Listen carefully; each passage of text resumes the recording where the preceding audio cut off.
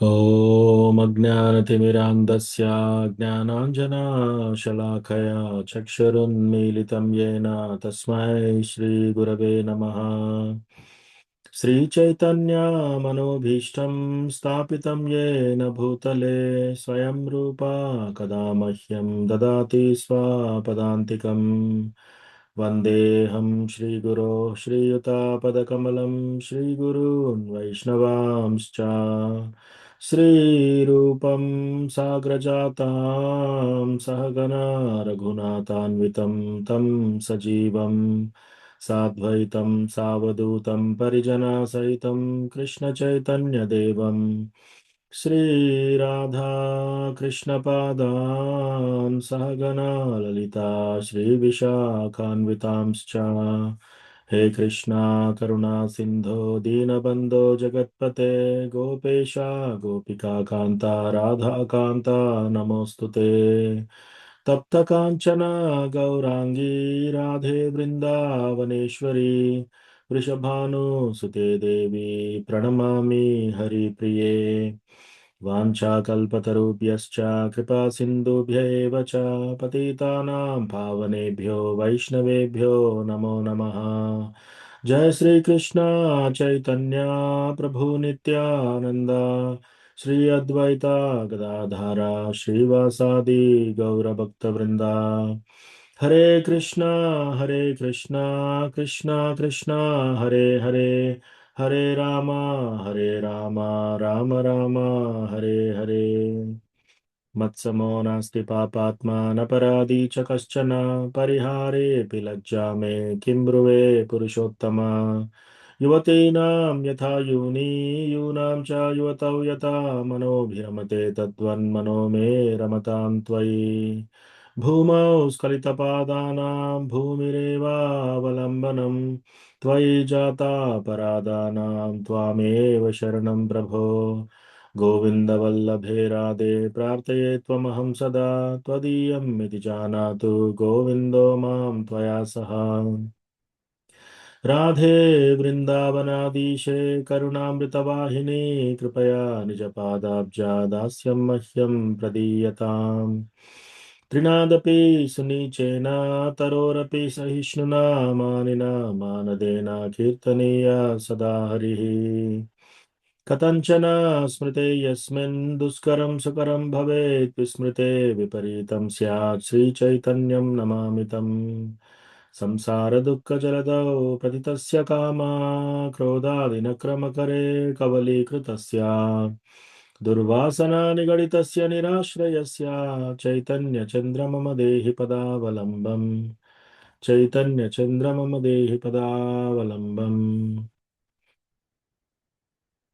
हरे कृष्णा विजय रघुनाथ प्रभु दंडवत प्रणाम।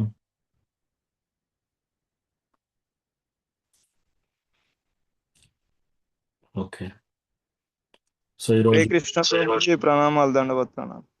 దండవత్ ప్రణామ అశోక్ ప్రభు. కృష్ణ ప్రభు ధన్యవాదాలు.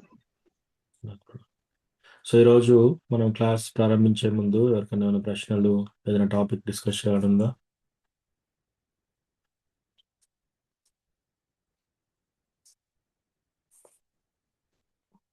హరే కృష్ణ ప్రభుజీ ప్రణామాలు. దండవత్ ప్రణామ విజయ మాతాజీ.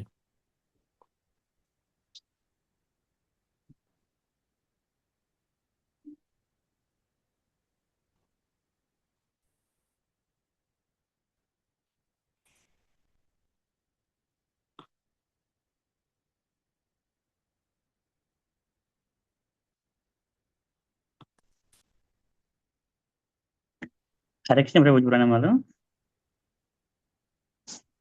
హరే కృష్ణ ప్రభుజీ. ఎస్ ప్రభు. రాజేశ్వర గోపాల్ ప్రభు దండవత్ ప్రణామ. ప్రభుజీ. Prabhuji small doubt Prabhuji.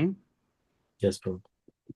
ప్రభు యాక్చువల్గా అంటే మనం డివోషన్కి వచ్చాం ప్రభుజీ. వచ్చినాక మన యొక్క గోల్ మన ఏమనేది అంటే మళ్ళీ మనం అంటే జస్ట్ గోలోకం వెళ్ళి అక్కడే ఉండడమా లేకుంటే మళ్ళీ మనము అంటే మనిషి జన్మ తీసుకొని అంటే ఇట్లా మళ్ళీ ఇస్కాన్ అంటే మన డివోటీగా రావడమా ఏది ఉత్తమం ప్రభు? అంటే మనం మామూలుగా అంటే మనం మామూలుగా ఎప్పటికంటే గోలోకం పోవడం అనేది మన యొక్క అంతిమ లక్ష్యంగా చెప్పుకుంటాం కదా. మరి అట్లా అంటే గోల్లోకి వెళ్ళి ఎక్కడ ఉండడమా మళ్ళీ లేకుంటే మళ్ళీ మనము కృష్ణుని సేవ కొరకు మళ్ళీ భూలోకం వచ్చి మళ్ళీ మనం అంటే ఇంకా మనం డివోటీస్ ఉండి మళ్ళీ ఇంకా అంటే మనతో పాటు ఇంకా కొంతమందికి చెప్పడం అనేది ఏది ఉత్తమ ప్రభు దాంట్లో ఉత్తమమైనది? ఎస్ ప్రభు.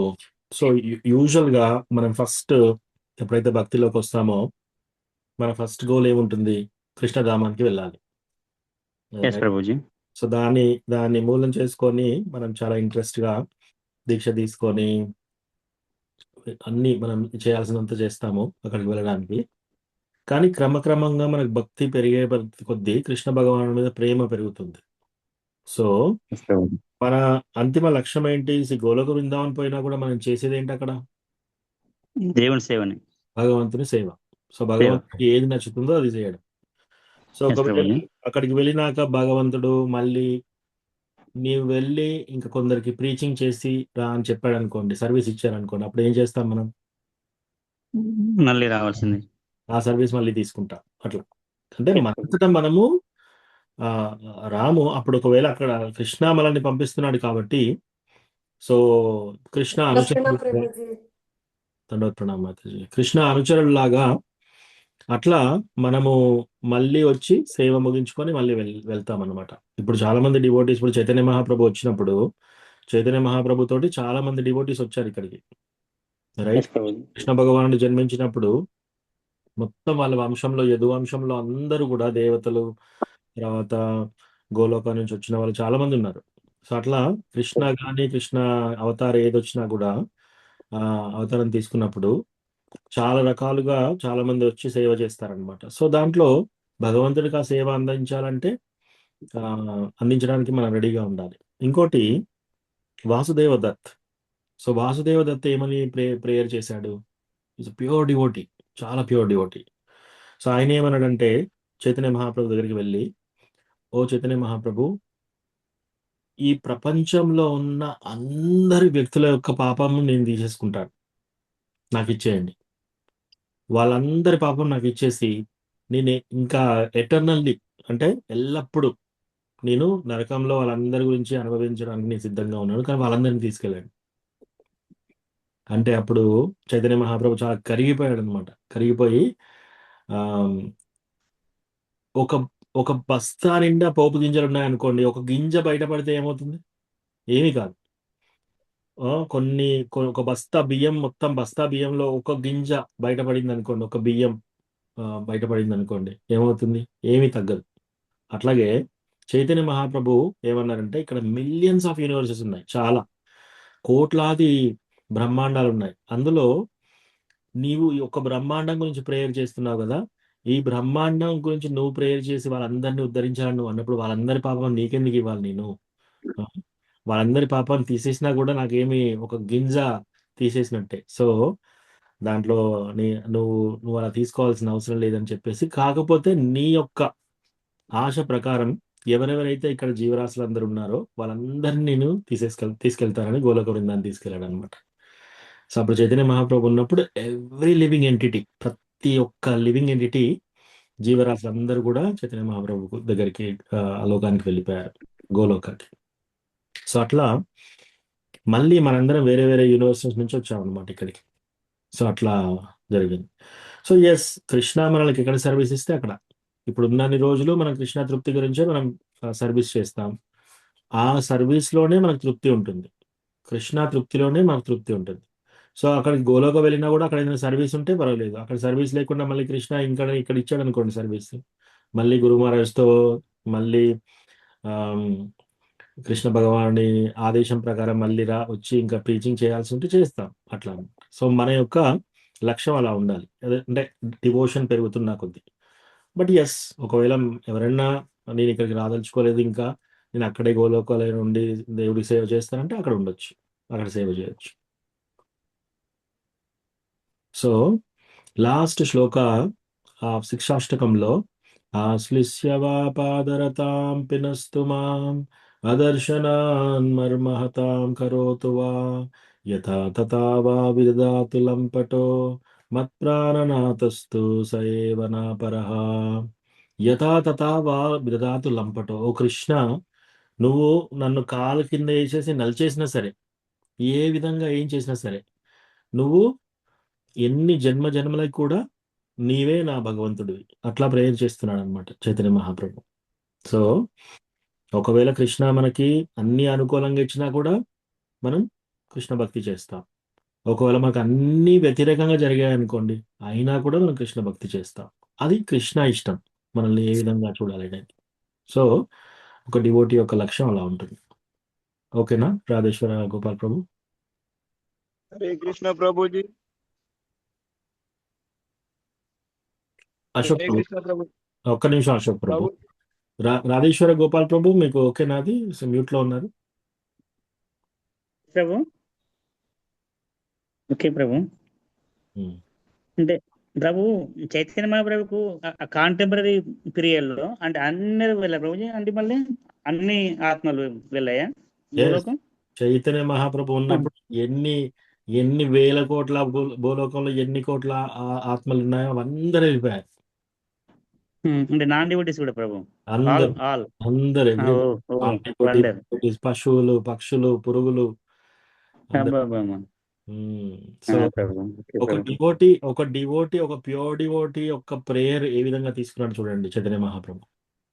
ప్రభు ఉమ్. ప్రభు అట్లా అన్నమాట. సో ఆ రోజుల్లో మనము అదే విధంగా అంటే మన డివోషన్ పెరిగినా కొద్దీ ఆ విధంగా చేస్తారనమాట. సో గురు మహారాజ్ సేవ లేదా కృష్ణ సేవ మన లక్ష్యం. థ్యాంక్ యూ ప్రభుజీ. Thank you. Thank you. Yes ప్రభు. అశోక్ ప్రభు. ప్రభుజీ ఇప్పుడు మనం ఇస్కాన్ భక్తులు అందరినీ భూలోకం తీసుకెళ్తాడా ప్రభుజీ కృష్ణుడు? దీనికి ఏమైనా మనకు మళ్ళీ అంటే మన భక్తిని బట్టి ఉంటుందా ప్రభుజీ? మన భక్తి బట్టి ఉంటుంది ప్రభు. మన భక్తి బట్టి ఉంటుంది, రైట్? ఎందుకంటే కృష్ణ ఏం చెప్పాడు? అంతకాలే చ మామేవా స్మరణ్ ముక్త్వా కలేవరం. సో లాస్ట్ గడియల్లో ఎవరైతే కృష్ణాన్ని తలుచుకుంటారో వాళ్ళు గోలోక బృందానికి వెళ్తారు. లేదా యం యం వాపి స్మరన్ భావం త్యజత్యంతే కలేవరం తం తం ఏవైతి కౌంతేయ సదా తద్భావ భావితః. లాస్ట్ గడియల్లో ఎవరు ఏమి తలుచుకుంటారో అది అయి పుడతారు నెక్స్ట్ లైఫ్ లో. సో అది మనకు కృష్ణ ఏం చేశాడు అదంతా క్లియర్ గా ఇచ్చాడు. మనకి ఒక మాన్యువల్ ఇచ్చాడు. ఆ మాన్యువల్ ప్రకారం భగవద్గీత ఇచ్చాడు, శ్రీమద్ భాగవతం, చైతన్య చరితామృత ఇవన్నీ ఇచ్చాడు అన్నమాట శాస్త్రాలు. దీన్ని మనం అర్థం చేసుకొని ఆ విధంగా మనం నడుచుకోవాలి. సో మనం ఇస్కాన్లో చేసే ప్రాక్టీస్ ఏంటి? మనం ప్రతిరోజు 16 రౌండ్లు చాంటింగ్ చేస్తాం. కృష్ణ ప్రసాదం తప్ప వేరే తినం. రసోహం అప్సు కౌంతేయ. కృష్ణ ఏమన్నాడు? నీళ్ళలో ఉన్న టేస్ట్ నేనే అని చెప్పాడు. ప్రతిసారి డివోటీ నీళ్ళు తాగినప్పుడల్లా ఆ టేస్ట్ కృష్ణ అని తలుచుకోవాలి. తర్వాత అన్ని మృగాల్లోకెల్లా మృగేంద్రోహం. సో మీరు పశువులు చూసినప్పుడు సింహం నేనే అని చెప్పాడు. సో సింహాన్ని చాలా మంది చూస్తే ఫోటో తీసి రకరకాలుగా జూలో పెట్టి వెళ్ళి చూడడానికి ప్రయత్నం చేస్తున్నారు. ఎందుకు? చాలా ఆ యానిమల్ చూడడానికి అట్రాక్షన్ ఉంటుంది, ఎంతో బలంగా అట్రాక్టింగ్ గా ఉంటుంది. సో అందుకని దాన్ని చూసినప్పుడు ఏమైనా కాదు, అది కృష్ణ యొక్క విభూతి. పాండవులకెల్లా నేను అర్జునుడిని, నీటి వలయాల్లో నేను సముద్రుణ్ణి. చాలా మంది బీచ్కి వెళ్తారు సముద్రం చూడడానికి.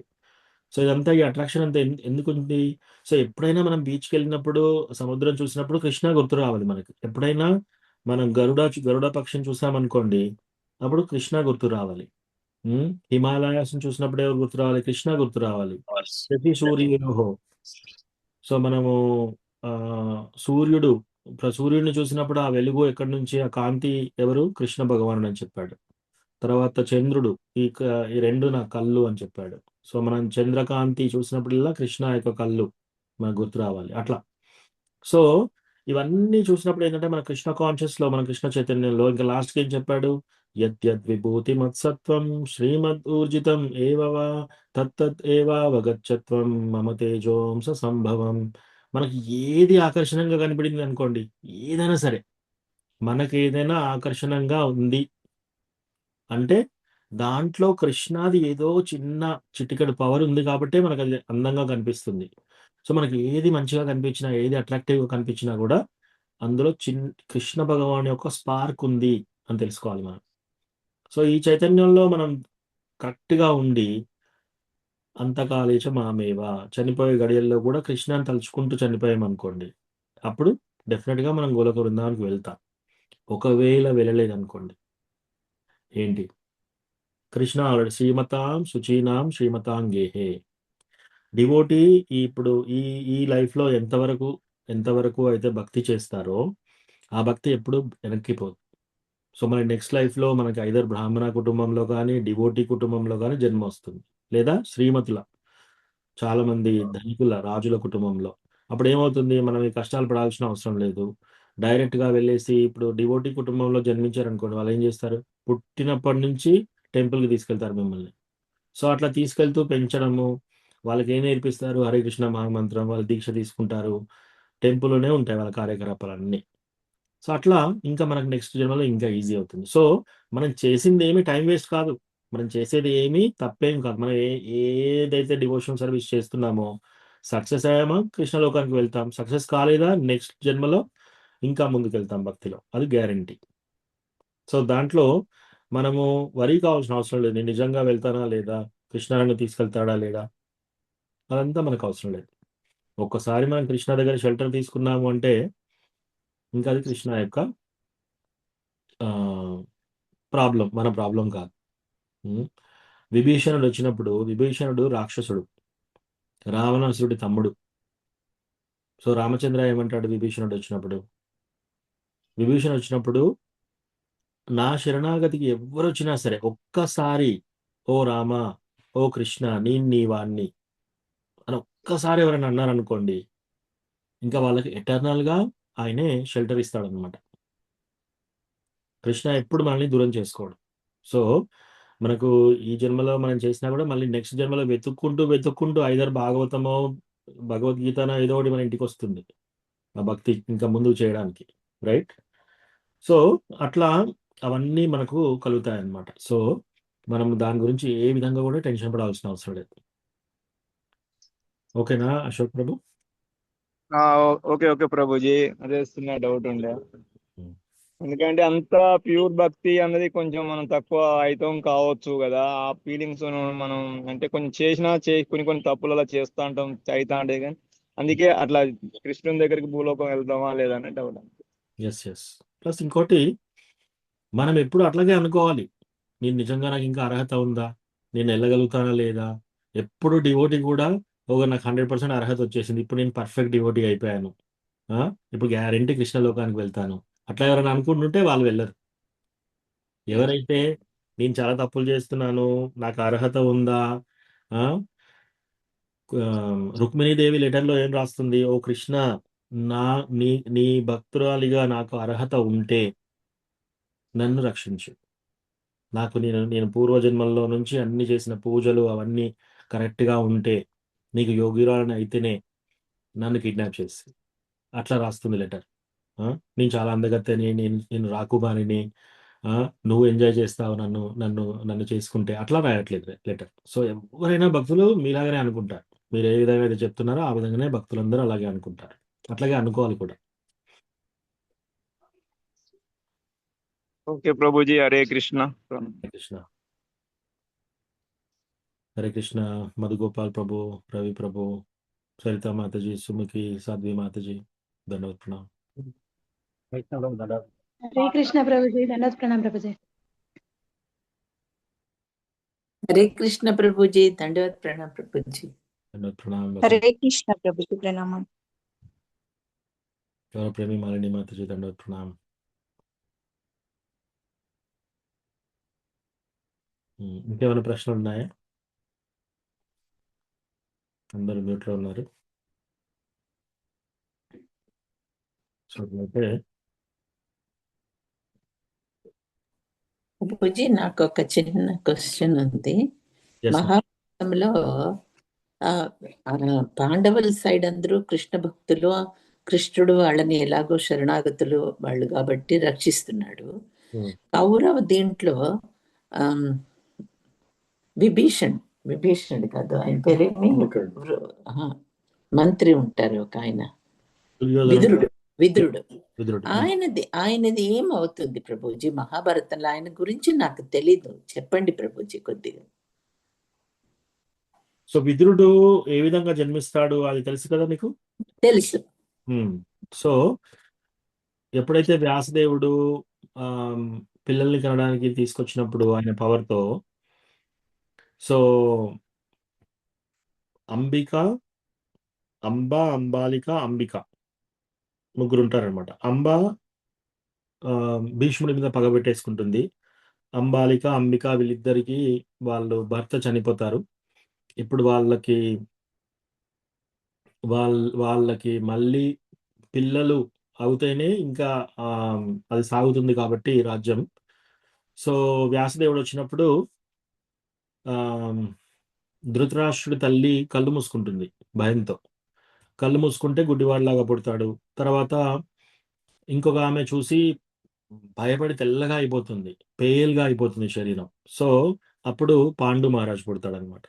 సో అప్పుడు రెండోసారి మళ్ళీ ఒకసారి ఈయన గుడ్డివాడిగా పుట్టాడు కదా, ఒక మంచి కళ్ళున్న వ్యక్తి ఈసారి కళ్ళు మూసుకోకు అని చెప్పి అక్కడికి పంపిస్తే ఆమె భయపడిపోయి ఆమె కాకుండా ఆమె పని మనిషిని అక్కడ పెడుతుంది అనమాట.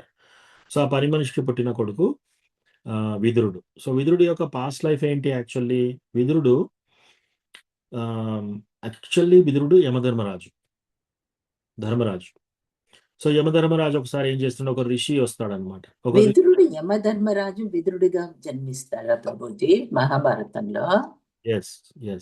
ఓ, అది తెలియదు ప్రభుజీ, నాకు ఇప్పుడే తెలుసుకుంటున్నాను. ఎస్. సో ఇంత లైఫ్ లో అతను యమరాజు. సో యమరాజు అయితే ఒక ఋషి వస్తాడనమాట. ఋషి చనిపోయిన తర్వాత, మరణించిన తర్వాత అక్కడికి వచ్చినప్పుడు ఆ ఋషికి ఒక పనిష్మెంట్ ఇస్తాడనమాట. ఏం పనిష్మెంట్? ఒక శూలం మీద కూర్చోబెడుతున్నాడు ఆయన. అంటే ఆ ఋషి చాలా చూసేసి, నేను జీవితాంతం తపస్సు చేసుకున్నాను, నాకు ఇంత పనిష్మెంట్ ఇస్తున్నావు అంటే, లేదు చిన్నప్పుడు ఏం చేసావంటే, చిన్నప్పుడు ఒక చీపురుపుల తీసుకొని ఒక ఇన్సెక్ట్స్ అంటే ఒక పురుగు దాంట్లో నువ్వు దాంతో కూర్చావు, అందుకని అది నువ్వు అనుభవించాలని చెప్పి ఇప్పుడు ఒక శూలం మీద నువ్వు కూర్చోవాలి అని చెప్పేసి ఆ పనిష్మెంట్ ఇస్తే ఆయన శపిస్తాడన్నమాట. శపించి నువ్వు సాధు అవి కూడా చూడకుండా ఇట్లా చేస్తున్నావా అని చెప్పేసి నువ్వు శూద్రుడిగా జన్మిస్తావని శపిస్తాడనమాట. సో ఆ శాపంతో ఆయనే ఈ విధంగా జన్మిస్తాడనమాట, ఈ పని మనిషి కొడుకుగా. కాకపోతే ఆయన యమధర్మరాజు కాబట్టి ఆయన పర్ఫెక్ట్ ధర్మ అనమాట. ఆయన మాట్లాడినంత పర్ఫెక్ట్ ధర్మ, ఆయన ధర్మ విలువలు చాలా మంచిగా తెలుసు అనమాట. అందుకే మహామంత్రిని చేశారు ఆయన. సో ఇదంతా అయిపోయిన తర్వాత దుర్యోధనుడు ఒకసారి ఏం చేస్తాడు, లాస్ట్కి వీళ్ళు పాండవులు కౌరవులు ఇంకా యుద్ధానికి సన్నాహాలు అవుతుంటే అప్పుడు రాయబారాలు నడుస్తూ ఉంటాయి. ఏంటి, కృష్ణ ఒకసారి వచ్చేసి మెసెంజర్గా వస్తాడు. అట్లా అయ్యే టైంలో ఒకసారి ఏం చేయాలి అని ధృతరాష్ట్రుడు ప్రతిసారి కన్సల్ట్ చేసేవాడు అనమాట. సో అట్లా విదురుడిని ఒకసారి పిలిచినప్పుడు విదురుడు, ఈ రాజ్యం నీది కాదు, ఈ రాజ్యం పాండుది. సో పాండు రాజ్యాన్ని నువ్వు ప్రతినిధిగా వహిస్తున్నావు, ఈ రాజ్యాన్ని విభజించావు. ఆ విభజించడం కూడా తప్పు యాక్చువల్లీ. నువ్వు వాళ్ళ రాజ్యం సగం తీసుకున్నావు, అది తీసుకున్న తర్వాత వాళ్ళను అడవిలోకి పంపించావు జూదమాడించి. ఇదంతా చేసి మళ్ళీ వాళ్ళు వచ్చినాక వాళ్ళ రాజ్యం వాళ్ళు ఇవ్వకుండా నువ్వు ఇలాగే కూర్చొని ఇలా చేస్తున్నావు, ఇది చాలా తప్పు నీకు అని మంచిగా కఠినంగా సూటిగా చెప్తున్నాడు అనమాట. ఎందుకంటే ధర్మం తెలిసినవాడు. సో ఇంతలో దుర్యోధనుడు వచ్చేసి చాలా గట్టిగా దూషిస్తాడు అనమాట. నీకు అన్నం పెట్టేది మేము, నిన్ను చూసుకునేదంతా మేము, మా సైడ్ ఉండకుండా నువ్వు వాళ్ళ సైడ్ ఎప్పుడు మాట్లాడుతున్నావు అని చెప్పేసి నీ ఊపిరితో వదిలేస్తున్నాను, ఇక్కడి నుంచి వెళ్ళిపో అని. సో అట్లా దూషించినప్పుడు ఆయన ఏం చేస్తాడు, అక్కడి నుంచి వెళ్ళిపోతాడు అనమాట. ఆయన prime minister. So prime minister అయినా కూడా అన్నీ వదిలేసేసి అప్పుడు తీర్థయాత్రలకు వెళ్తాడు. సో శ్రీమద్ భాగవతంలో ఇవన్నీ మనకు 2వ స్కందంలో 3వ స్కందంలో డీటెయిల్స్ ఉన్నాయి. ఎస్పెషల్లీ మహాభారత యుద్ధం అవుతుంది, అప్పుడు విదురుడు ఉండడా ప్రభుజీ?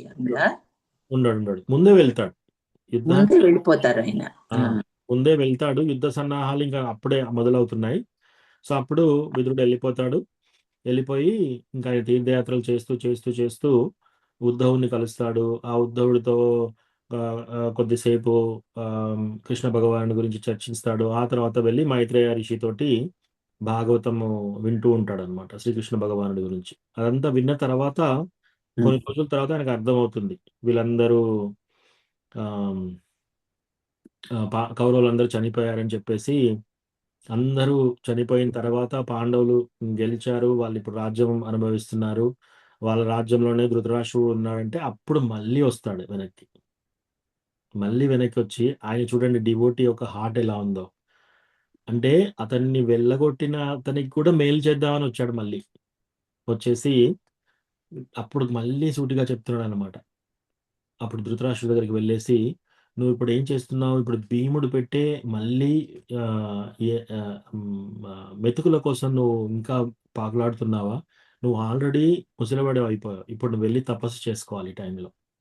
రైట్? ఇక చేసింది చాలు, నువ్వు రాజ్యాన్ని వదిలేసేసి నువ్వు తపస్సు చేసుకోవాలి. సో అప్పుడు ధృతరాష్ట్ర ఇంకా పొద్దున్న లేసేసి గాంధారి ధృతరాష్ట్ర ఇద్దరు వెళ్ళిపోతారు. ఆ తర్వాత విదురుడు ఆ విధంగా ఈజ్ అ ప్యూర్ డివోటీ. ఇంకొక విశిష్టమైన విషయం ఏంటి విదురుడు గురించి అంటే, కృష్ణ ఆయన లీల మొత్తం ముగించేసేసి వెళ్ళిపోయేటప్పుడు లాస్ట్కి విదురుడు గురించి అడుగుతాడు అనమాట. లాస్ట్ ప్రశ్న విదురుడు గురించి మాట్లాడుతూ అప్పుడు మాట్లాడి వెళ్ళిపోతాడు అనమాట. సో అది ఉద్ధవ చెప్పగానే అసలు విదురుడికి చాలా కలనీళ్ళు చేస్తాయి. ఓ నా గురించి భగవంతుడు అడిగాడా అని చెప్పేసి. సో అంత ఆయన ధర్మరాజు యమధర్మరాజు, ఆయన యమధర్మపురంకి ఎప్పుడు వెళ్ళిపోతారు? ఇవన్నీ యుద్ధం అయిపోయిన తర్వాత వెళ్ళిపోతారు ఆయన కూడా. ఆయన yes Mataji. Thank you Prabhuji, నాకు ఈ గురించి తెలిసి ఉండలేదు. Thank you so much. Thank you.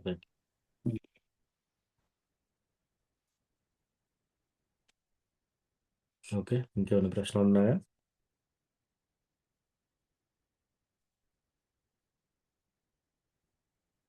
Okay, అట్లయితే భగవద్గీత చదువుదాం. సో భగవద్గీత మనము 5వ అధ్యాయంలో ఉన్నాము. 24వ శ్లోకం. 5:24.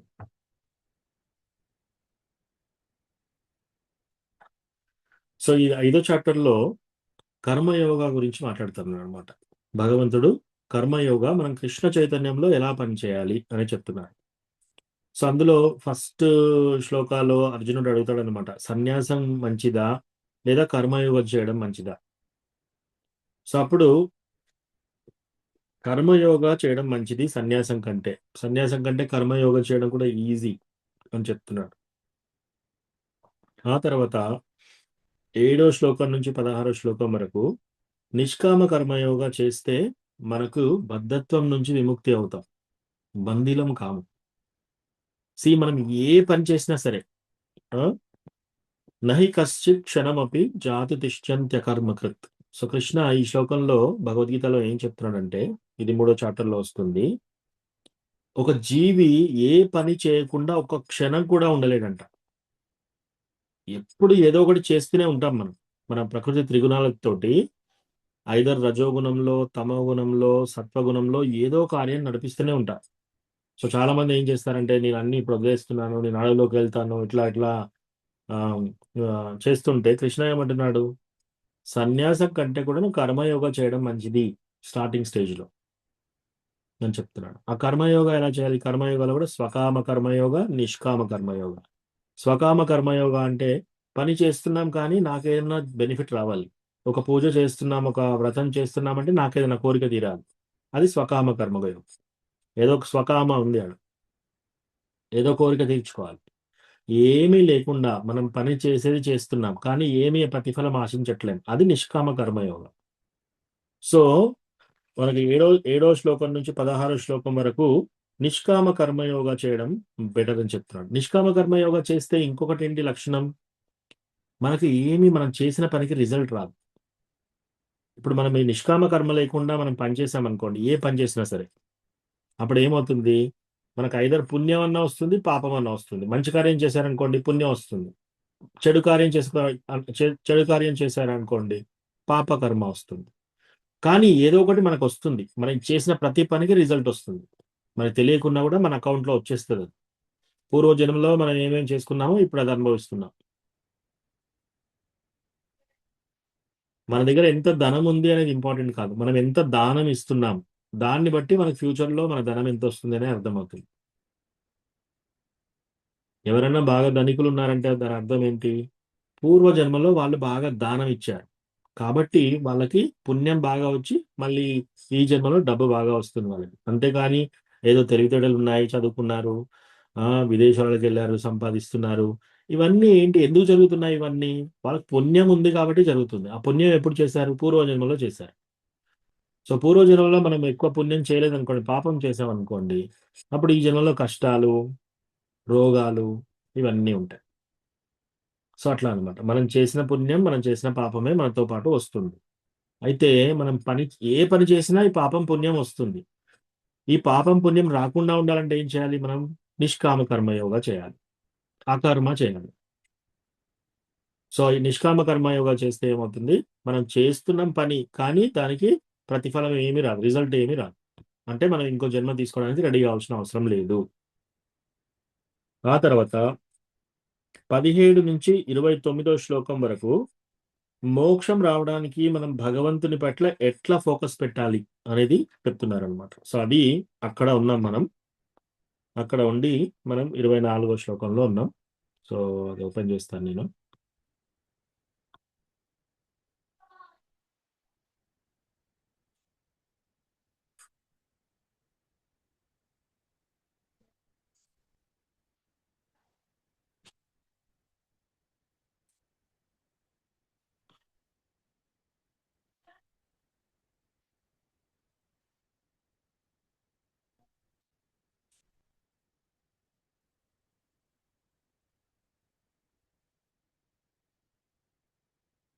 Twenty four.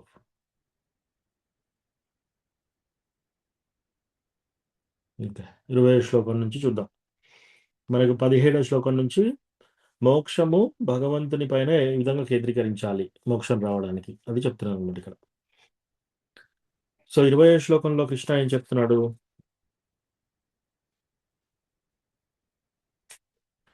నా ప్రహృష్యేత్ ప్రియం ప్రాప్య నోద్విజేత్ ప్రాప్య చ ప్రియం స్థిరబుద్ధిర్ అసమ్మూఢో బ్రహ్మవిద్ బ్రహ్మని స్థితః. ప్రియమైనది పొందినప్పుడు ఉప్పొంగగా, అప్రియమైనది ప్రాప్తించినప్పుడు ఉద్విగ్నత నొందనివాడు, స్థిరబుద్ధిని కలిగినవాడు, మోహపరవశుడు కానివాడు, భగవద్విజ్ఞానమును పూర్ణముగా తెలిసినవాడును అగు మనుజుడు పరబ్రహ్మమునందు స్థితిని కలిగి ఉన్నట్టే అగును. సో ఇవన్నీ మోక్షానికి లక్షణాలంట. ఏంటది?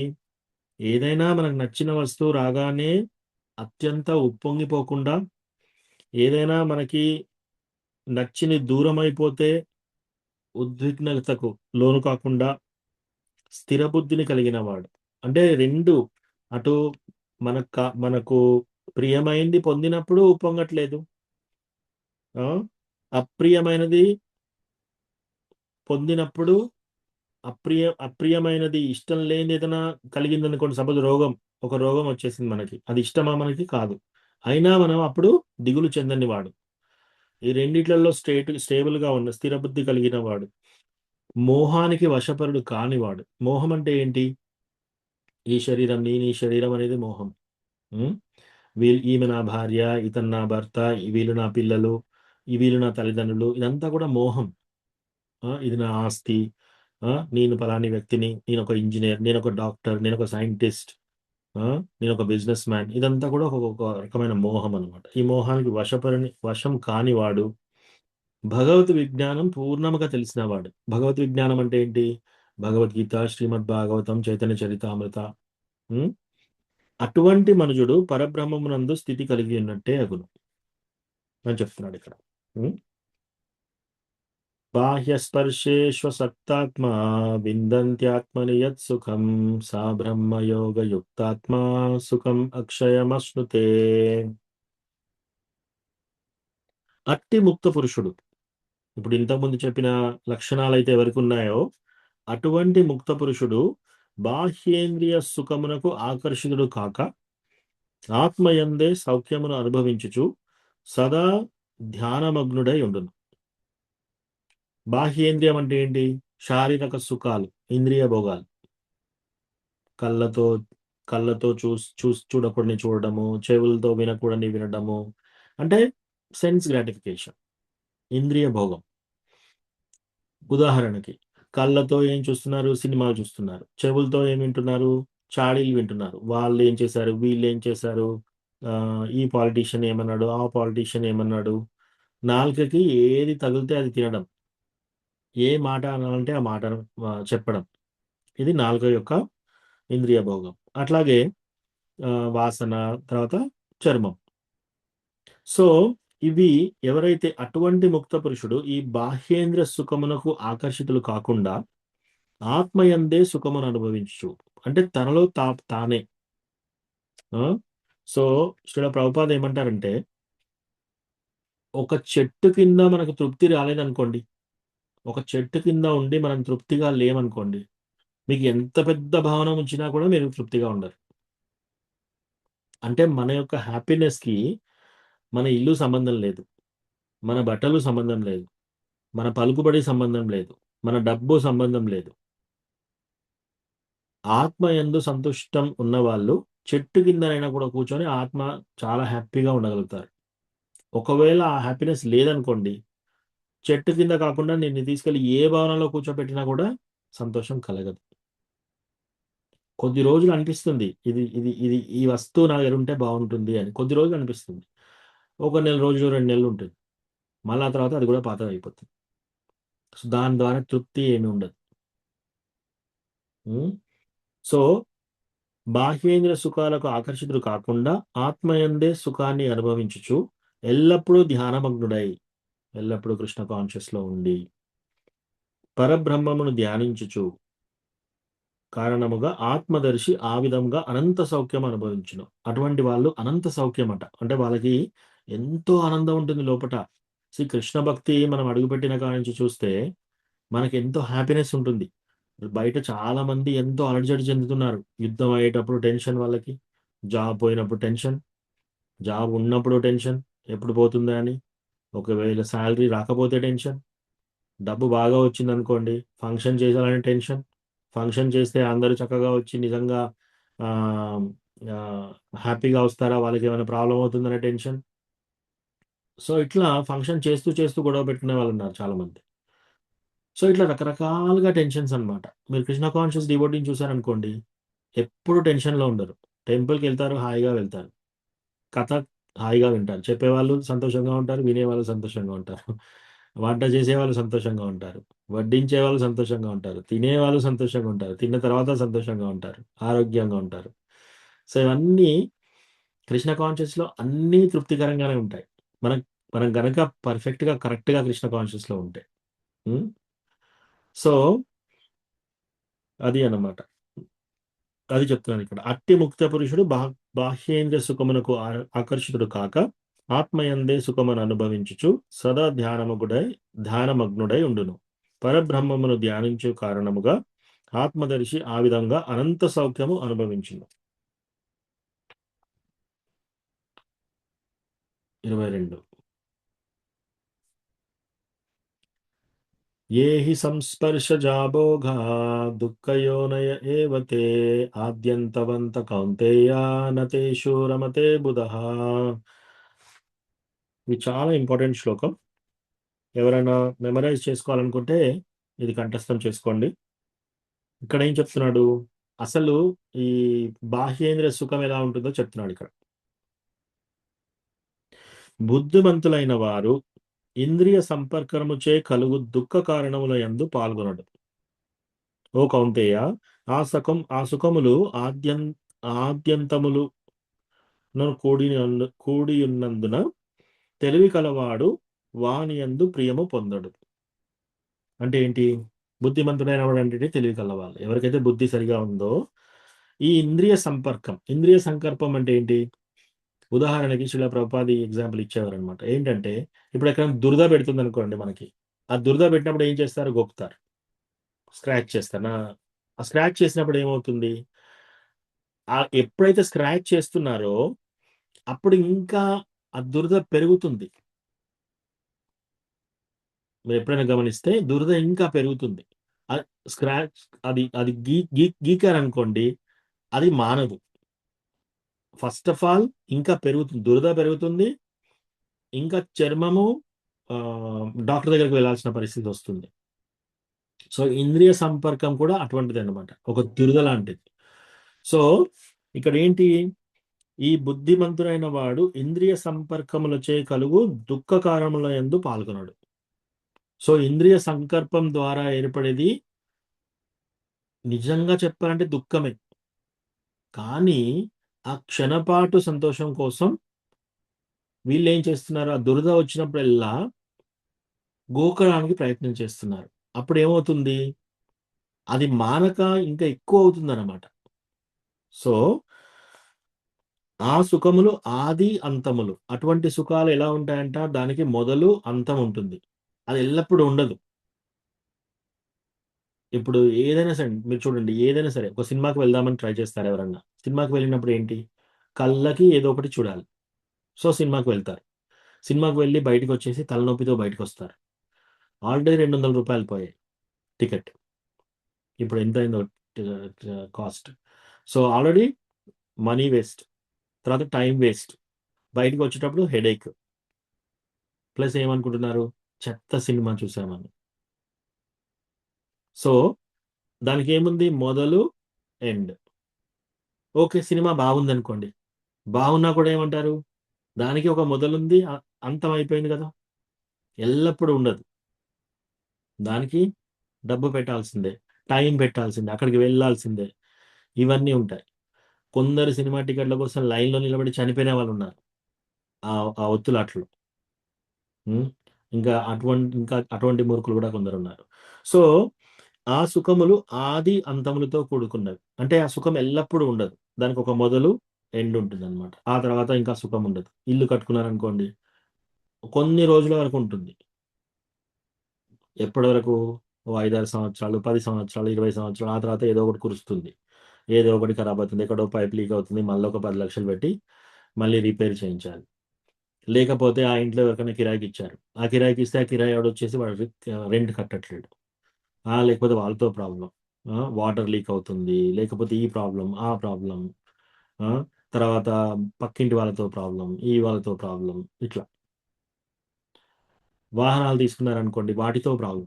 కొన్నప్పుడు ఒక ఒక ఒక నెల 2 నెలలు బాగుంటుంది, ఆ తర్వాత దాన్ని మేపాలి, ఆ తర్వాత రిపేర్స్ వస్తాయి, ఆ రిపేర్స్ చేయించాలి.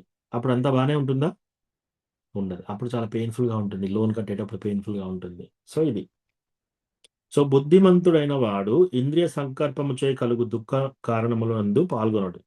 ఓ కౌంతేయ, ఆ సుఖములు ఆది అంతములతో కూడియన్నున్నందున తెలివి కలవాడు వాని యందు ప్రియము పొందడు.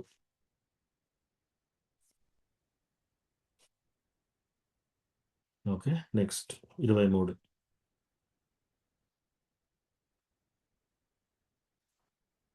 సో ఇప్పుడు యాజ్ డివోటీస్ మనకు కూడా ఎప్పుడైనా ఇంద్రియ భోగము ఇవన్నీ చూసినప్పుడు ఏంటంటే, ఇంద్రియ భోగం అంటే దురదకి మెయిన్ థింగ్ ఏం చేయాలి, దాన్ని అట్లా వదిలేయాలి, దాన్ని గీరకుండా వదిలేయాలి.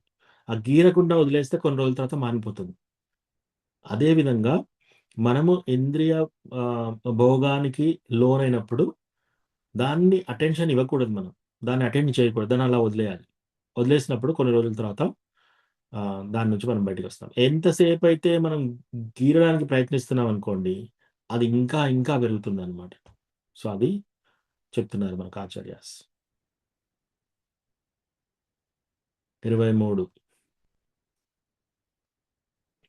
శక్నోతి హైవ యశోడుం ప్రాక్షరీరా విమోక్షణాత్ కామక్రోధోద్భవం వేగం సయుక్త సుఖీ నరః.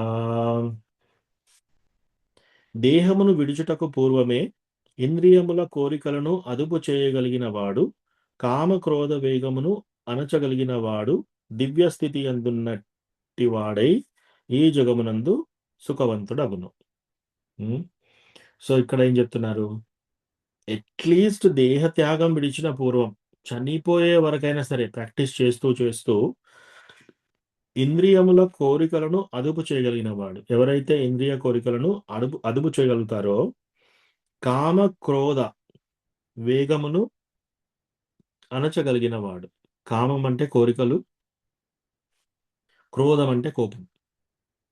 అటు కామము, ఇటు క్రోధము, వాటిని అణచగలిగిన వాడు దివ్య స్థితి అందున్నట్టు వాడై ఈ జగమునందు సుఖవంతుడు అగును. సో యాజ్ ఇప్పుడే ఎవరైనా కృష్ణ కాన్షియస్లోకి వచ్చారనుకోండి, ఇప్పుడే వచ్చినా కూడా ఇవన్నీ భగవద్గీతలో విన్న తర్వాత చైతన్య చరితామృత, భగవద్గీత, భాగవతం చదివినప్పుడు కొందరు చాలా డిప్రెషన్లోకి వెళ్ళిపోతారు. భగవద్గీతలో ఇవన్నీ చెప్పారు, నేను ఆల్రెడీ చాంటింగ్ చేస్తున్నాను, నాకు ఇంకా ఈ యొక్క ఇంద్రియాల కోరికలు ఇంకా తగ్గట్లేవు, నేను అసలు డివోటీనే కాదా, అసలు నేను ఇది పని చేస్తుందా లేదా, నాకు వర్క్ అవ్వట్లేదు ఇది, సో ఇది నాకు కాదేమో అని చెప్పేసి డివోషనల్ నుంచి వెళ్ళిపోయిన వాళ్ళు ఉన్నారు. కొందరు స్టూడెంట్స్ సూసైడ్ చేసుకున్న వాళ్ళు ఉన్నారు. కృష్ణ నన్ను యాక్సెప్ట్ చేస్తాడా లేదా, రైట్? సో మన ఫోకస్ ఎప్పుడు కూడా ఈ ఇంద్రియాలని, ఇదంతా మనం ఏ సెక్షన్లో ఉన్నాం? కర్మయోగ సెక్షన్లో ఉన్నాం. కర్మయోగ, భక్తి యోగ వేరే. సో భక్తి యోగాలో మనం భక్తి చేస్తున్నా కూడా ఒకవేళ ఈ ఇంద్రియాలు అదుపులో లేవనుకోండి, మనం మరీ సూసైడ్ చేసుకునేలాగా లేదా డిప్రెషన్లోకి వెళ్ళిపోవాల్సిన అవసరం లేదు. ఓకే, సో ఫస్ట్ థింగ్ ఏంటంటే మనం అనుకోవాల్సింది దైవిహేష గుణమయి మమ మాయా దురత్యయ. దురత్యయ అనేది చాలా డేంజరస్ అనమాట. ఏదంటున్నాడు కృష్ణ? దైవిహేష గుణమయి మమ మాయా దురత్యయ. కృష్ణ ఏమంటున్నాడంటే ఇది నా యొక్క మాయా ప్రభావం చేత జరుగుతుంది, ఇది చాలా దురత్యయ. మామేవ ఏ ప్రపద్యంతే మాయాం ఏతాం తరంతితే. నన్ను ఎవరైతే ఆశ్రయిస్తారో ఇటువంటి మాయ నుంచి దూరం అయ్యే ఛాన్స్ చాలా ఈజీగా అవుతుంది. సో అట్లా ఇవన్నీ చదివినప్పుడు మరి నేను డివోటీని కాదేమో, నేను సరిగా డివోషనల్ చేయట్లేనేమో, కోర్స్ అలా అనుకోవాలి మనము, కానీ అదే డిప్రెషన్లోకి వెళ్ళకూడదు.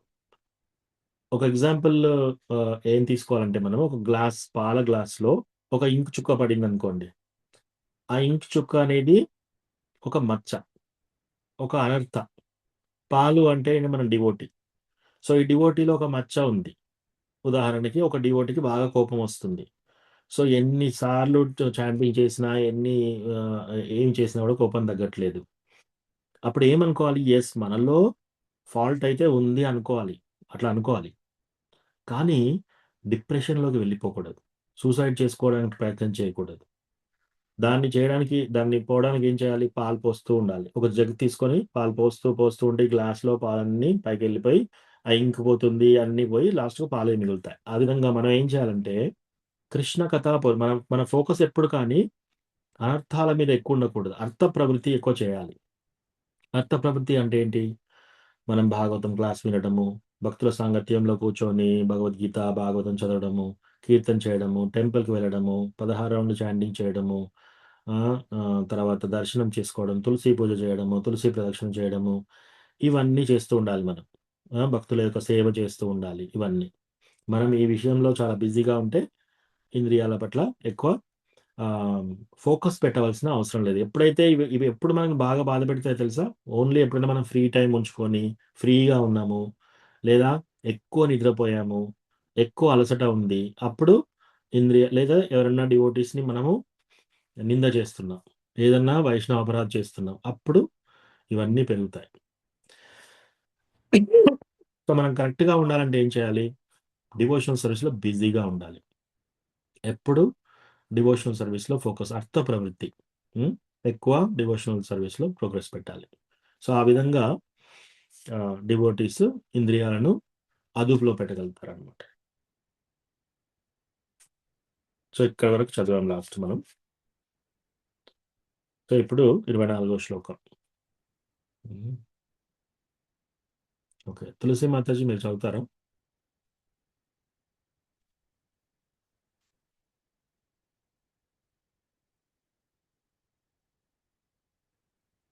ఓకే, మీరు మ్యూట్లో ఉన్నారు మాతాజీ. చదువుతాను ప్రభుజీ. ఓకే, 24 స్పెట్స్ పెట్టుకుంటా ప్రభు, ఒక్క నిమిషం.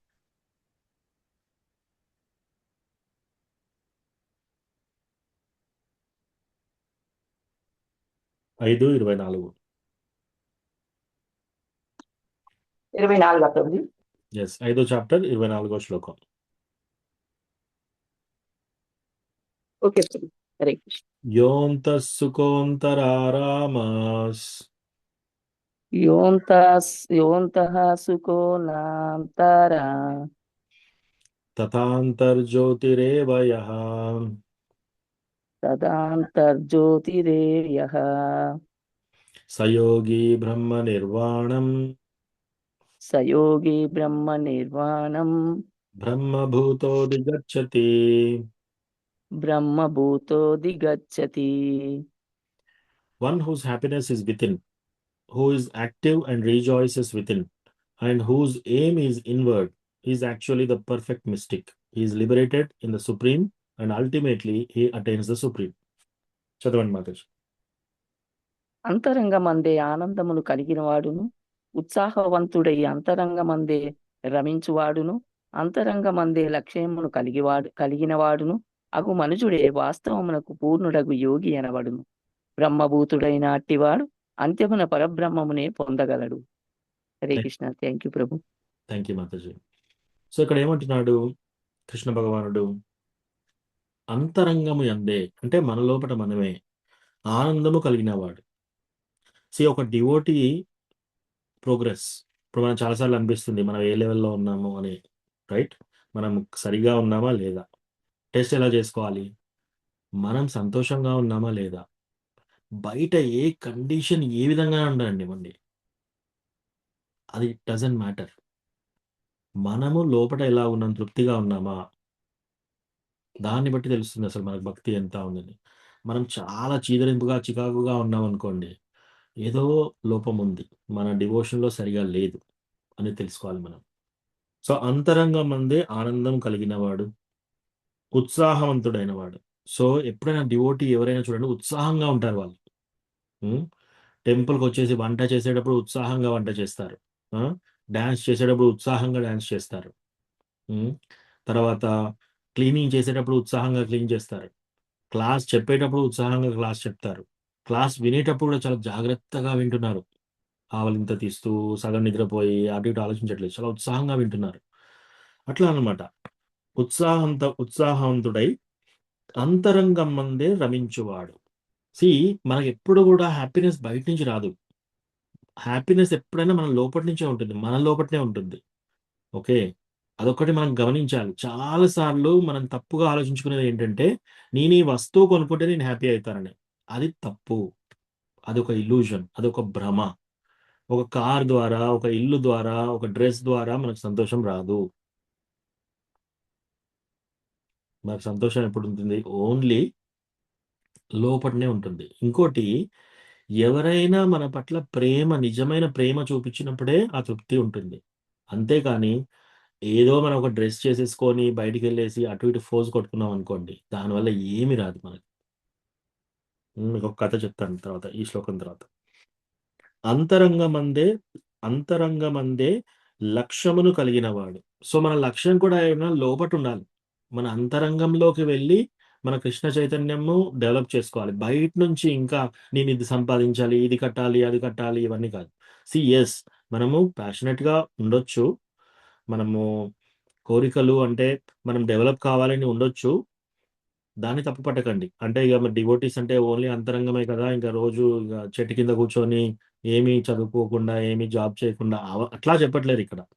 మీకు ఏమన్నా ఉండనివ్వండి, మీకు బంగ్లా ఉండనివ్వండి, ధనికులైనా సరే ఎవరైనా సరే, అంతరంగం అందే మీకు హ్యాపీనెస్ ఉంటుంది, అది చూసుకోవాలి. అంతరంగం అందే లక్ష్యమును కలిగిన వాడు అగు మనుజుడే వాస్తవమునకు పూర్ణుడగు యోగి అనబడును. బ్రహ్మభూతుడై అట్టివాడు అంత్యమున పరబ్రహ్మంనే పొందగలడు. సో ఒకసారి దక్ష. దక్ష ఎవరు? బ్రహ్మ యొక్క కొడుకు. బ్రహ్మ, ఈ సృష్టి అంతా చేసింది బ్రహ్మ కదా, సృష్టి. సో ఈ సృష్టికి మొత్తం ఇంజనీర్ బ్రహ్మ. ఆ బ్రహ్మ యొక్క కొడుకు దక్ష. దక్ష ఆ పేరంటే ఏంటి? హైలీ స్కిల్డ్ అనమాట. ఆయనకి ఎంత స్కిల్ అంటే ఏమంటారు తెలుగులో?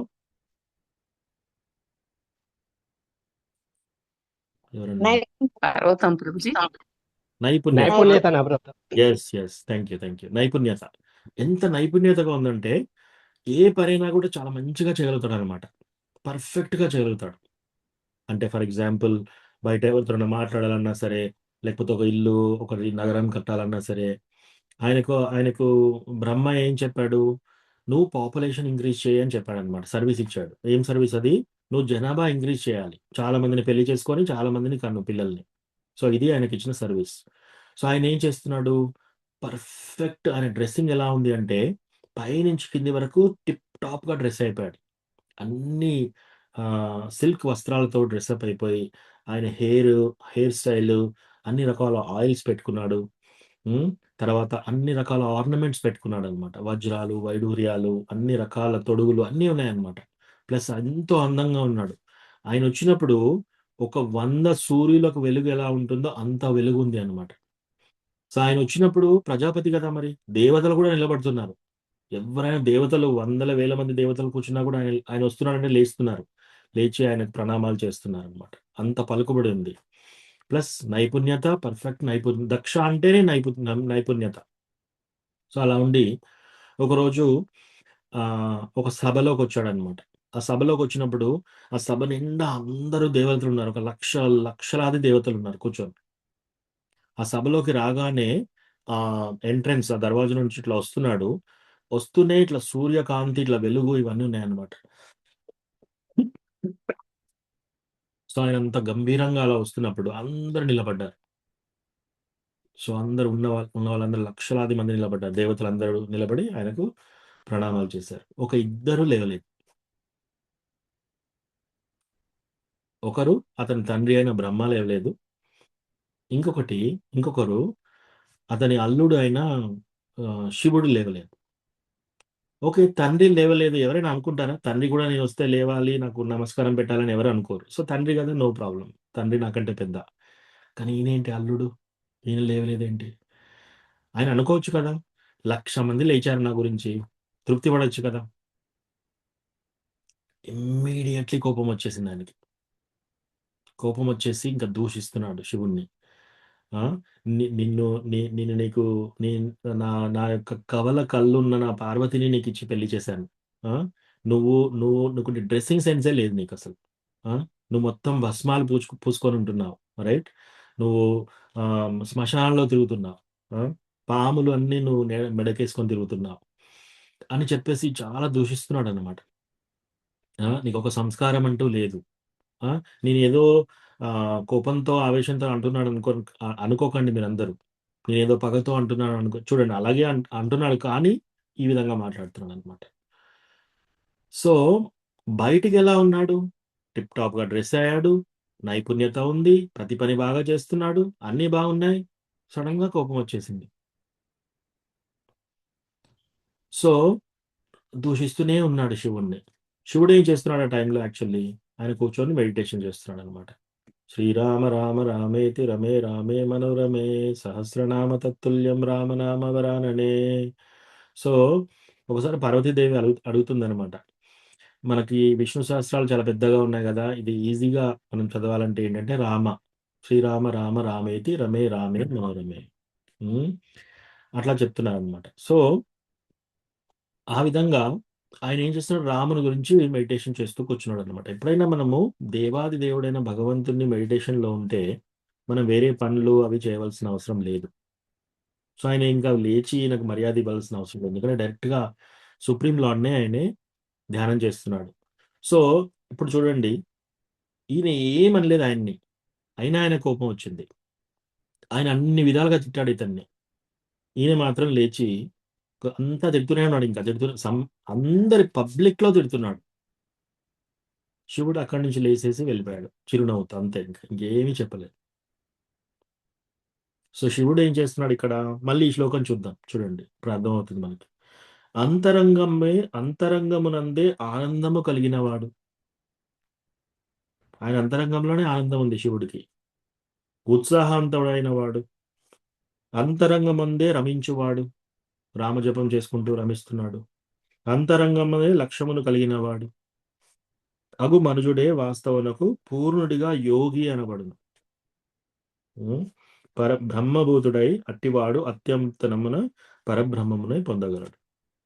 సో, ఇతనేం చేస్తున్నాడు? లోపట ఏమీ సుఖం లేదు. బయట సుఖాల కోసం బాగా ట్రై చేశాడు.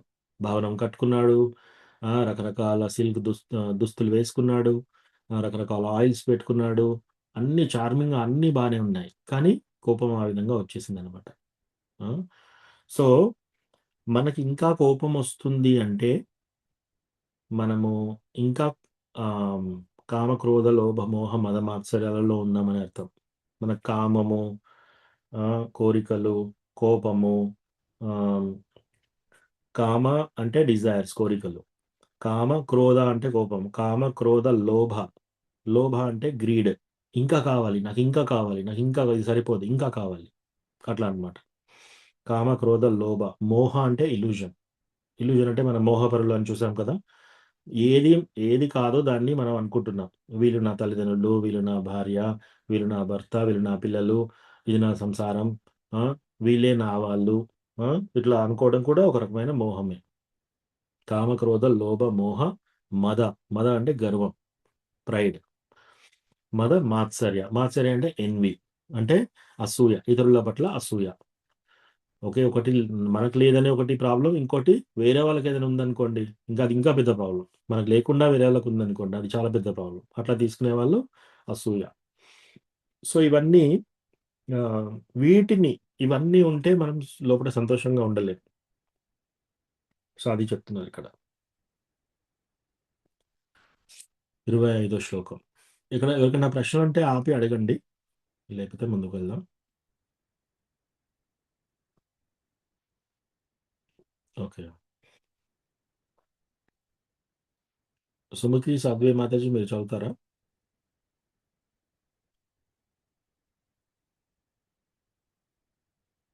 మ్యూట్లో ఉన్నారు. హరే కృష్ణ ప్రభు, చదువుతాను ప్రభుజీ.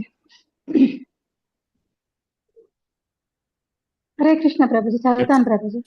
25వ శ్లోకం. లభంతే బ్రహ్మ నిర్వాణం లభంతే బ్రహ్మ నిర్వాణం ఋషయా క్షీణ కల్మషాః ఋషయాక్షీణ కల్మషాః చిన్నద్వైతాయతాత్మానః చిన్నద్వైత ఆత్మానః సర్వభూతాహితే రతాః. సర్వభూతాహితే రతాః. Those who are beyond the dualities that arise from doubts, whose minds are engaged within, who are always busy working for the welfare of other living beings, and who are free from all sins, achieve liberation in the Supreme. చదవండి మాతాజీ. ప్రభు నా దగ్గర Telugu book లేదు ప్రభు, అంటే okay, thank you book మాతాజీ. లేదు present నా దగ్గర. థ్యాంక్ యూ ప్రభు. హరే కృష్ణ. Thank you. అంతరంగమందే మనస్సు సంలగ్నమై సందేహముల నుండి ఉత్పన్నమైనట్టి ద్వంద్వములకు పరమైన వారును, సర్వజీవ హితము కొరకే పనిచేయు వారును, సర్వ పాప దూరులైన వారును అగు ఋషులే బ్రహ్మ నిర్వాణమును పొందుదురు. సో ఇక్కడ ఏమంటున్నారంటే, అంతరంగమందే మనస్సు సంలగ్నం చేసిన వాళ్ళు ఎవరైతే వాళ్ళ యొక్క లోపట అంతరంగంలోనే వాళ్ళ యొక్క మనస్సుని లగ్నం చేసుకున్నారు. సందేహములు అంటే డౌట్స్. ఈ డౌట్స్ ఎలా వస్తాయి? బేసికల్లీ ద్వంద్వాల నుంచి వస్తాయి అన్నమాట. ద్వంద్వాలు అంటే ఏంటి? సుఖము దుఃఖము, కష్టము సుఖము, లేకపోతే చలి వేడి, ఇవన్నిటి ద్వంద్వాలు అంటారు. లాభము నష్టము. ఎవరైతే ఈ లాభ నష్టాలు సుఖ దుఃఖాలు వీటికి ఇంకా పైకి ఇటువంటి డౌట్స్ లేవు ఇంకా వాళ్ళకి, వాళ్ళ యొక్క మనస్సు ఎప్పుడైనా కూడా అంతరంగం అందే లగ్నమైపోయి ఉందన్నమాట. ఇంకోటి ఏం చేస్తున్నారు వాళ్ళు? పరమైన వారును సర్వజీవ హితలము కొరకే పని చేస్తున్నారు. అంటే వాళ్ళు చేసే ప్రతి పని ఇతరులు చాలా మందికి ఉపయోగించే పని అన్నమాట. అది చేస్తున్నారు వాళ్ళు. సర్వజీవ హితము కొరకే పనిచేయు వారును సర్వ పాప దూరులైన వారు, అన్ని పాపాల నుంచి దూరం అయిపోయిన వాళ్ళు, అటువంటి ఋషులు బ్రహ్మ నిర్వాణమును పొందినవారు. సో ఇక్కడ చూడండి, మనము సర్వుల హితం కోసం చేయాలన్నమాట. ఇప్పుడు మీరు టెంపుల్కి వెళ్ళారనుకోండి, ఇస్కాన్ టెంపుల్కి, ఎవరైనా ఒక మాతాజీ వంట చేస్తున్నారు. ఆమె ఏం చేస్తుంది? వంట ఎలా చేస్తుంది? ఈరోజు నేను తిందామని చేస్తుందా? అందరు టెంపుల్లో ఈరోజు 100 మంది వచ్చారు, 100 మంది కోసం వంట చేయాలి నేను. కోర్స్ భగవానుడికి అర్పిస్తాం. భగవంతునికి అర్పించి 100 మంది డివోటీస్‌కి నేను వంట చేయాలి. అంటే వాళ్ళ కోసం చూసుకోకుండా ఆమె ఏం చేస్తుంది? ఇతరుల కోసం చేస్తుంది. ఓకే. పూజారి ఏం చేస్తున్నాడు? నేనెళ్ళి పూజ చేస్తున్నానని చేయకూడదు. వీళ్ళందరూ టెంపుల్‌లో ఎవరెవరు వచ్చారో వాళ్ళందరికీ నేను ప్రతినిధిగా వెళ్ళి వాళ్ళ యొక్క సేవకుడిగా వెళ్ళి నేను పూజ అందిస్తున్నాను. అట్లా పూజారి ఏం చేస్తున్నాడు? అందరి తరఫున చేస్తున్నాడు పని. రైట్. టెంపుల్ ప్రెసిడెంట్ ఏం చేస్తున్నాడు? టెంపుల్‌లో వచ్చే వాళ్ళకి వసతులు బాగున్నాయా? టెంపుల్ సరిగా ఉందా? ఏ రోజు ఏ ప్రోగ్రామ్ జరగాలి? అందరికీ ఇక్కడ మెయింటెనెన్స్ బాగుందా? అందరూ డివోటీస్ సుఖంగా ఉన్నారా? ఏమైనా కష్టాలు అవుతున్నాయా? వాళ్ళకేమైనా ప్రాబ్లమ్స్ అవుతున్నాయా? ఈ ఈ విధంగా పరుల కోసమే ఆలోచిస్తున్నారు. రైట్. టెంపుల్‌లో ఊడ్చే వాళ్ళు ఏం చేస్తున్నారు? వాళ్ళు అందరికీ బాగుండాలని ఊడుస్తున్నారనమాట. టెంపుల్‌లో క్లాస్ చెప్పేవాళ్ళు ఏం చేస్తున్నారు? వాళ్ళు చదువుకొని, శాస్త్రాలు చదువుకొని, వాళ్ళు అందరినీ కృష్ణ చైతన్యంలో తీసుకురావడానికి క్లాస్ చెప్తున్నారు. అట్లా వేరే వాళ్ళ హితం కోసమే మనం పని చేయాలి ఎప్పుడైనా. మన హోమ్ ప్రోగ్రామ్ మనకి ఇల్లుందనుకోండి, ఇంట్లో పిలిచి నలుగురికి ఉపయోగపడే ప్రోగ్రామ్ చేయించాలి. అందరికి కృష్ణ కథ ఇయ్యాలి. అట్లా చేయాలనమాట. నా సొంతం నేనే సంపాదించుకుంటాను, నేనే అనుభవిస్తాను, నేనే తింటాను. అట్లా అనుకున్న వాళ్ళకు సుఖం ఉండదు. రైట్. సో మళ్ళొకసారి చదువుతాను చూడండి. అంతరంగమందే మనస్సు సంలగ్నం చేసి సందేహంలో నుండి ఉత్పన్నమైనట్టి ద్వంద్వములకు పరమైన వారు. ద్వంద్వములంటే సుఖ దుఃఖాలు, కష్ట నష్టాలు, లాభ నష్టాలు ఇటువంటివి అన్నమాట. 2 ఆపోజిట్స్. ఇటువంటి వాటికి పైకొచ్చిన వాళ్ళు. సర్వ జీవహితము కొరకే పనిచేయవాళ్ళు. అందరి వేరే వాళ్ళ కోసం పనిచేస్తున్నారు. సర్వ పాపాలకు దూరమైన వాళ్ళు. అటువంటి ఋషులు బ్రహ్మ నిర్వాణమును పొందుతారు. ఇదంతా ఏంటి? ఈ లక్షణాలు ఏంటి? మోక్షానికి దగ్గరయ్యే లక్షణాలు చెప్తున్నారు ఇక్కడ. 26. ఓకే. విజయ రఘునాథ్ ప్రభు మీరు చదువుతారా? ఎస్ ప్రభు.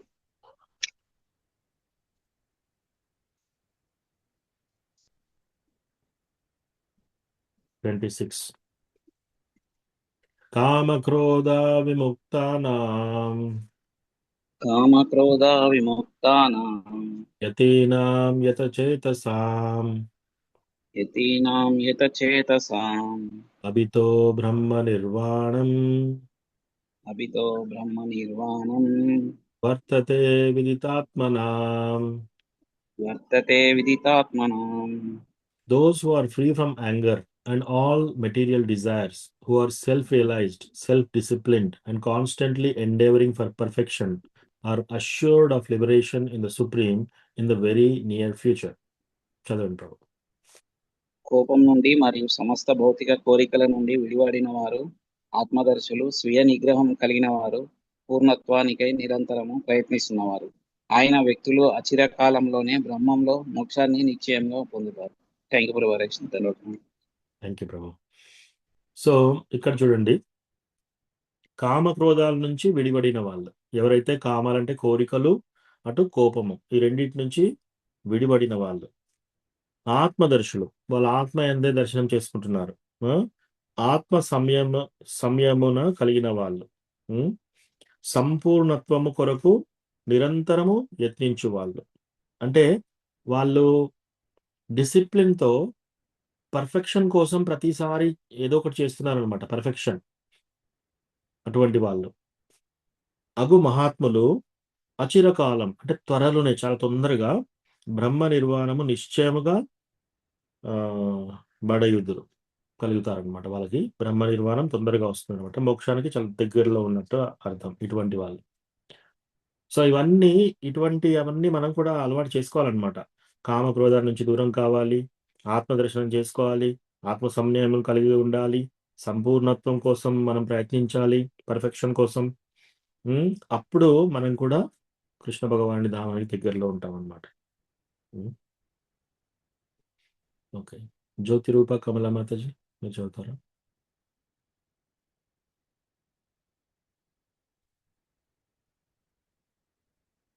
మ్యూట్లో ఉన్నారు మాతాజీ.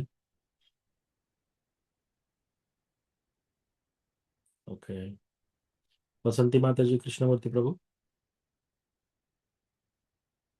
ఎస్ ప్రభుజీ. చదువుతాం ప్రభుజీ. ఓకే, 27, 28. Yes.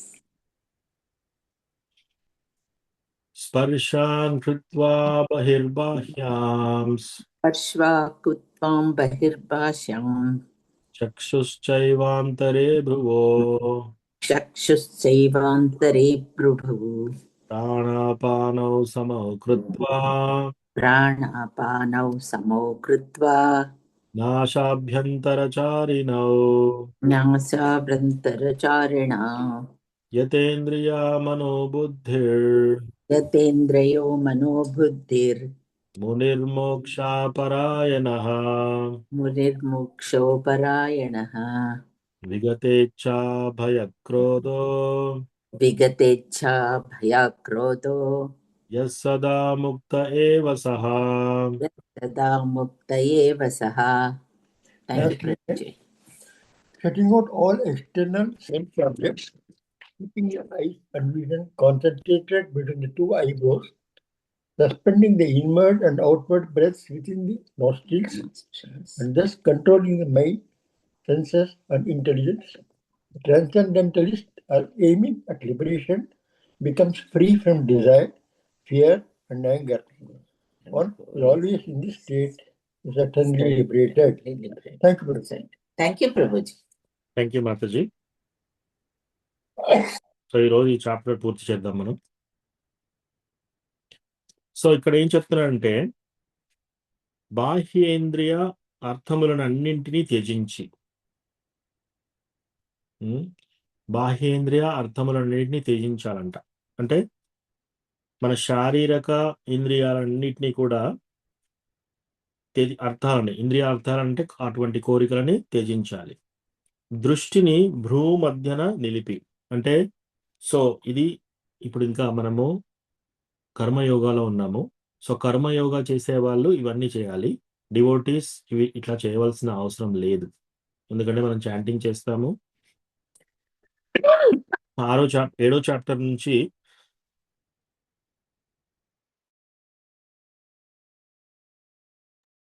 మనకి 7వ చాప్టర్ నుంచి డివోషనల్ సర్వీస్ గురించి చెప్తారనమాట, భక్తి.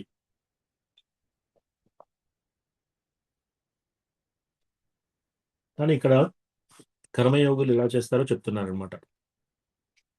బాహ్యేంద్రియాలన్నింటినీ త్యజించి దృష్టిని భ్రూమధ్యన నిలిపి, కనుబొమ్మల మధ్యలో దృష్టి నిలిపి, ప్రాణాపాన వాయువులను నాసికయందు సమములుగా చేసి, అంటే ప్రాణాపాన అంటే ఏంటంటే, ప్రాణ అంటే మనము లోపలికి తీసుకునే గాలి, అపాన అంటే బయటికి వదిలే గాలి.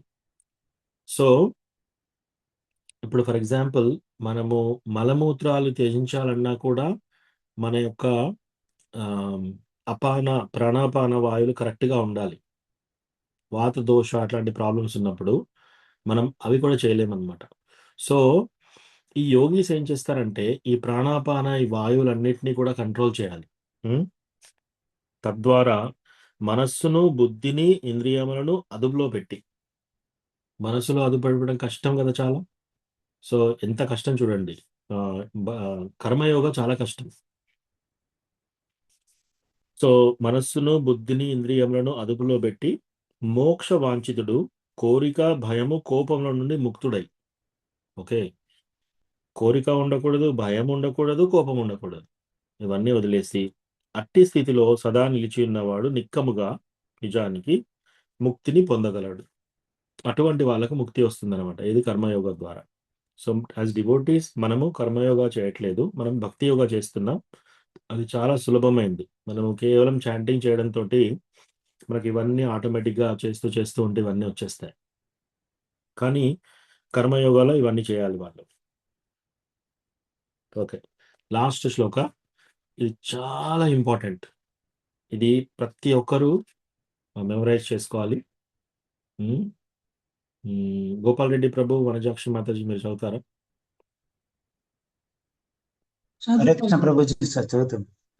ఇది లాస్ట్ శ్లోక ఈ చాప్టర్ లో, చాలా ఇంపార్టెంట్ శ్లోక. చదువుదాం. ఇది తెలిస్తే ఎవరు శాంతిగా ఉంటారో దీని ద్వారా అర్థమవుతుంది మనకి. భోక్తారాం యజ్ఞ తపసాం భోక్తారం యజ్ఞ తపసాం సర్వలోకామహేశ్వరం సర్వలోక మహేశ్వరం సుహృదం సర్వభూతానాం సుహృదం సర్వభూతానాం జ్ఞాత్వా మాం శాంతిం మృచ్చతి. జ్ఞాత్వా మాం శాంతిం రుచ్యతి. A person in full consciousness of me, knowing me to be the ultimate beneficiary of all sacrifices and austerities, the supreme lord of all planets and demigods, and the benefactor and well-wisher of all living entities, attains peace from the pangs of material miseries. ఎవరైతే పీస్ఫుల్గా, piece ఏమంటారు, శాంతి, ఎవరైతే శాంతియుతంగా ఉండాలి అనుకుంటున్నారో ఇవి పాటిస్తే ఆటోమేటిక్గా మనకు శాంతి వచ్చేస్తుంది. ఏంటి అవి చూద్దాం. చదవండి మాట్లాడు. నా సంపూర్ణ భావన యందున్నవాడు నన్ను సర్వయజ్ఞములకు తపస్సులకు చరమభోక్తగను సకల లోకములకు దేవతలకు ప్రభువుగాను సకల జీవులకు లాభమును గూర్చువానిగను మరియు శ్రేయోభిలాషిగను తెలుసుకొని భౌతిక దుఃఖముల నుండి విడివడి పరమశాంతిని పొందును. థ్యాంక్ యూ ప్రభు, థ్యాంక్ యూ మాతాజీ. ఎవరంట పరమశాంతిని పొందేది? ఎవరైతే, కృష్ణ చెప్తున్నాడు, నా సంపూర్ణ భావన యందున్నవాడు, కృష్ణ భగవాని యొక్క సంపూర్ణ భావన యందున్నవాడు. సో కృష్ణ భగవాని యందు సంపూర్ణ భావనలో ఉన్నవాడు నన్ను సర్వయజ్ఞములకు తపస్సులకు చమర భోక్తను, భోక్తారాం యజ్ఞ తపసాం. ఎవరు భోక్త? ఇప్పుడు మనం ఏదైనా పని తలపెట్టుకున్నాం అనుకోండి, మనం ఏమైనా యజ్ఞం చేస్తున్నాము, లేదా మనం ఏమైనా తపస్సు చేస్తున్నాం. సపోజ్ కొందరు ఒక్క పొద్దుంటారు, కొందరు యజ్ఞం చేస్తారు, కొందరు వ్రతం చేస్తారు. వీటన్నిటికీ భోక్త, ఇదంతా అనుభవించే వాళ్ళు ఎవరు? కృష్ణ. అది చెప్తున్నాడు, నన్ను సర్వ యజ్ఞములకు తపస్సులకు చరమ భోక్తను, నేనే భోక్తను. కృష్ణ అంటున్నాను అనమాట. సో మనం ఏం చేస్తున్నాము? నేనే భోక్త అనుకుంటున్నాం, ఇదంతా నా ఎంజాయ్మెంట్ కోసం చేస్తున్నాను అనుకుంటున్నాం. అలా అనుకోవడము ఫస్ట్ తప్పు. అలా చేసినా కూడా మనకు శాంతి ఉండదు. మనం శాంతిగా ఉండాలంటే ఏంటి? అన్ని రకాల భోక్తారాం యజ్ఞ తపసాం, అన్ని యజ్ఞాలకు తపస్సులకు అందరికీ భోక్త ఎవరు? కృష్ణ. సో మనం చేసే ప్రతి తపస్సు, ప్రతి ఉపవాసం అన్నిటికీ భోక్త ఎవరు? కృష్ణ. అట్లా ఎవరైతే అనుకుంటారో సకల లోకములకు దేవతలు, సకల లోకములకు దేవతలకు ప్రభువును, అన్ని లోకాలకు అందరి దేవతలకు ప్రభు అయిన వాళ్ళు ఎవరనుకోవాలి? భోక్తారాం యజ్ఞ తపసాం సర్వలోక మహేశ్వరం. అంటే అన్ని లోకాలకు మహేశ్వరుడు ఎవడు? కృష్ణ.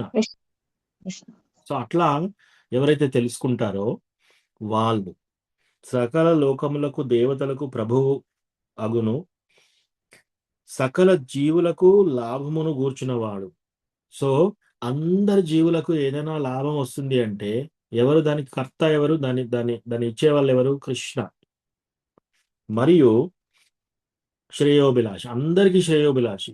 ఓకే, ఓన్లీ డివోటీస్కే కాదు కృష్ణ, రాక్షసులకి, దుర్మార్గులకి, దుష్టులకి, పశువులకి, పక్షులకి, చెట్లకి, చేమలకి, పురుగులకి, మనుషులకి, అందరికి, డివోటీస్ అందరికీ శ్రేయోభిలాషి కృష్ణ. ఈ విధంగా ఎవరైతే అర్థం చేసుకుంటారో, అట్లా తెలుసుకొనిన భౌతిక దుఃఖముల నుండి విడివడి పరమశాంతిని పొందును. అటువంటి వాళ్ళకే పరమశాంతి లభిస్తుందంట. సో అందుకే ఏ పాత్ తీసుకున్నా కూడా మనకి ఎవరికి పరమశాంతి ఉండదు, ఓన్లీ కృష్ణ డివోటీస్కే ఉంటుంది. ఓన్లీ ఎవరైతే ఈ శ్లోకాన్ని సరిగ్గా అర్థం చేసుకుంటారో, ఈ శ్లోకాన్ని సరిగ్గా ఇముడ్చుకుంటారో వాళ్ళకే పరమశాంతి లభిస్తుంది. ఎందుకంటే కృష్ణ అది చెప్పాడు కాబట్టి. కృష్ణ ఇంతకంటే క్లియర్గా ఇంకేం చెప్తారు? భోక్తారాం యజ్ఞ తపసాం. మీరు చేసే ప్రతి పని, మీరు ఏం చేసినా సరే దానికి భోక్తారు ఎవరు? కృష్ణ. మనం చేసే ప్రతి తపస్సుకి భోక్త ఎవరు? కృష్ణ. మనం చేసే ప్రతి యజ్ఞాకి భోక్త ఎవరు? కృష్ణ. ప్లస్ సుహృదం సర్వభూతానం, అన్ని భూతాలు, అన్ని జీవరాశులకు సుహృదం. కృష్ణ ఫ్రెండ్ అన్నమాట, అందరికీ శ్రేయోభిలాషి. ఒకరికి మంచిగా ఉంటాడు కృష్ణ, ఇంకొకరికి దుఃఖం కలిగిస్తాడు, అట్లా కాదు. కృష్ణ ఎవరిని సంహరించినా అది కూడా సుహృదంతోనే చేస్తున్నాడు. మనందరికీ బెస్ట్ ఫ్రెండ్ ఎవరు? కృష్ణ. మన తల్లిదండ్రుల ఇప్పుడు ఈ భౌతిక ప్రపంచంలో అందరికంటే ప్రేమ ఎక్కువ ఎక్కడ లభిస్తుంది? మనకి ఒక తల్లి దగ్గర లభిస్తుంది, రైట్? ఒక తల్లి దగ్గర పవిత్రమైన ప్రేమ మనకు లభిస్తుంటే, కృష్ణ ఎట్లా అంటే ఒక 10 కోట్ల తల్లులకు ఎంత ప్రేమ ఉంటుందో అంత ఇస్తాడు మనకి. అంత ప్రేమిస్తున్నాడు మనల్ని. అది మనం తెలుసుకోలేకపోతున్నాం. సో మన తల్లిదండ్రులు మనల్ని కన్న తర్వాత ఈ లైఫ్లో మనం చనిపోయే వరకే మనతో ఉంటారు. మనం చనిపోయిన తర్వాత మళ్ళీ మనతో రారు మన తల్లిదండ్రులు, ఎంత ప్రేమ ఉండని. కృష్ణ మనం ఎన్ని కోట్ల జన్మలు ఎత్తినా సరే, ఒకసారి మనం పురుగు జన్మలో ఉన్నా కూడా కృష్ణ మన హృదయంలో పక్క నుండి చూస్తున్నాడు మనల్ని. మనం హేయమైన పంది జన్మ తీసుకున్నా, కుక్క జన్మ తీసుకున్నా కూడా కృష్ణ ఆ జన్మలో కూడా మన హృదయంలో ఉండి చూస్తున్నాడు మనల్ని. మనం జంతు జన్మ తీసుకున్నా, ఎటువంటి జన్మ తీసుకున్నా కూడా కృష్ణ మన పక్కనే ఉండి మనల్ని అబ్జర్వ్ చేస్తున్నాడు అనమాట. అది ఎవ్వరు చేయరు, ఓన్లీ కృష్ణ చేస్తున్నాడు అది పరమాత్మ రూపంలో. మన అందరి ఫ్రెండ్స్లో కంటే అందరికంటే అత్యంత మిత్రుడు ఓన్లీ కృష్ణ. సో శ్రేయోభిలాషి ఎవరైతే తెలుసుకుంటారో భౌతిక దుఃఖం నుండి విడిపడతారు. ఫస్ట్ ఆఫ్ ఆల్ ఈ విషయాన్ని ఎవరైతే తెలుసుకుంటారో వాళ్ళు భౌతిక దుఃఖాలు ఉంటాయి చూడండి, కష్టాలు, వాటి నుంచి ఫస్ట్ విడిపోతారు. కష్టాల నుంచి బయటపడడం అంటే మార్గం ఏంటి? వీటన్నిటికీ కృష్ణ అని తెలుసుకోవాలి. అందరు దేవతలకు కూడా కారణం కృష్ణ అని చెప్తున్నాడు ఇక్కడ. సకల లోకములకు దేవతలకు ప్రభువు ఎవరు? కృష్ణ. ఈ స్టేట్మెంట్ ఎవరైతే కరెక్ట్గా తెలుసుకుంటారో వాళ్ళు పరమశాంతి పొందుతారు. సో ఎప్పుడైనా ఎవరికైనా బాగా మెంటల్ టెన్షన్ ఇట్లాంటి వచ్చిందనుకోండి, ఏం చేయాలి?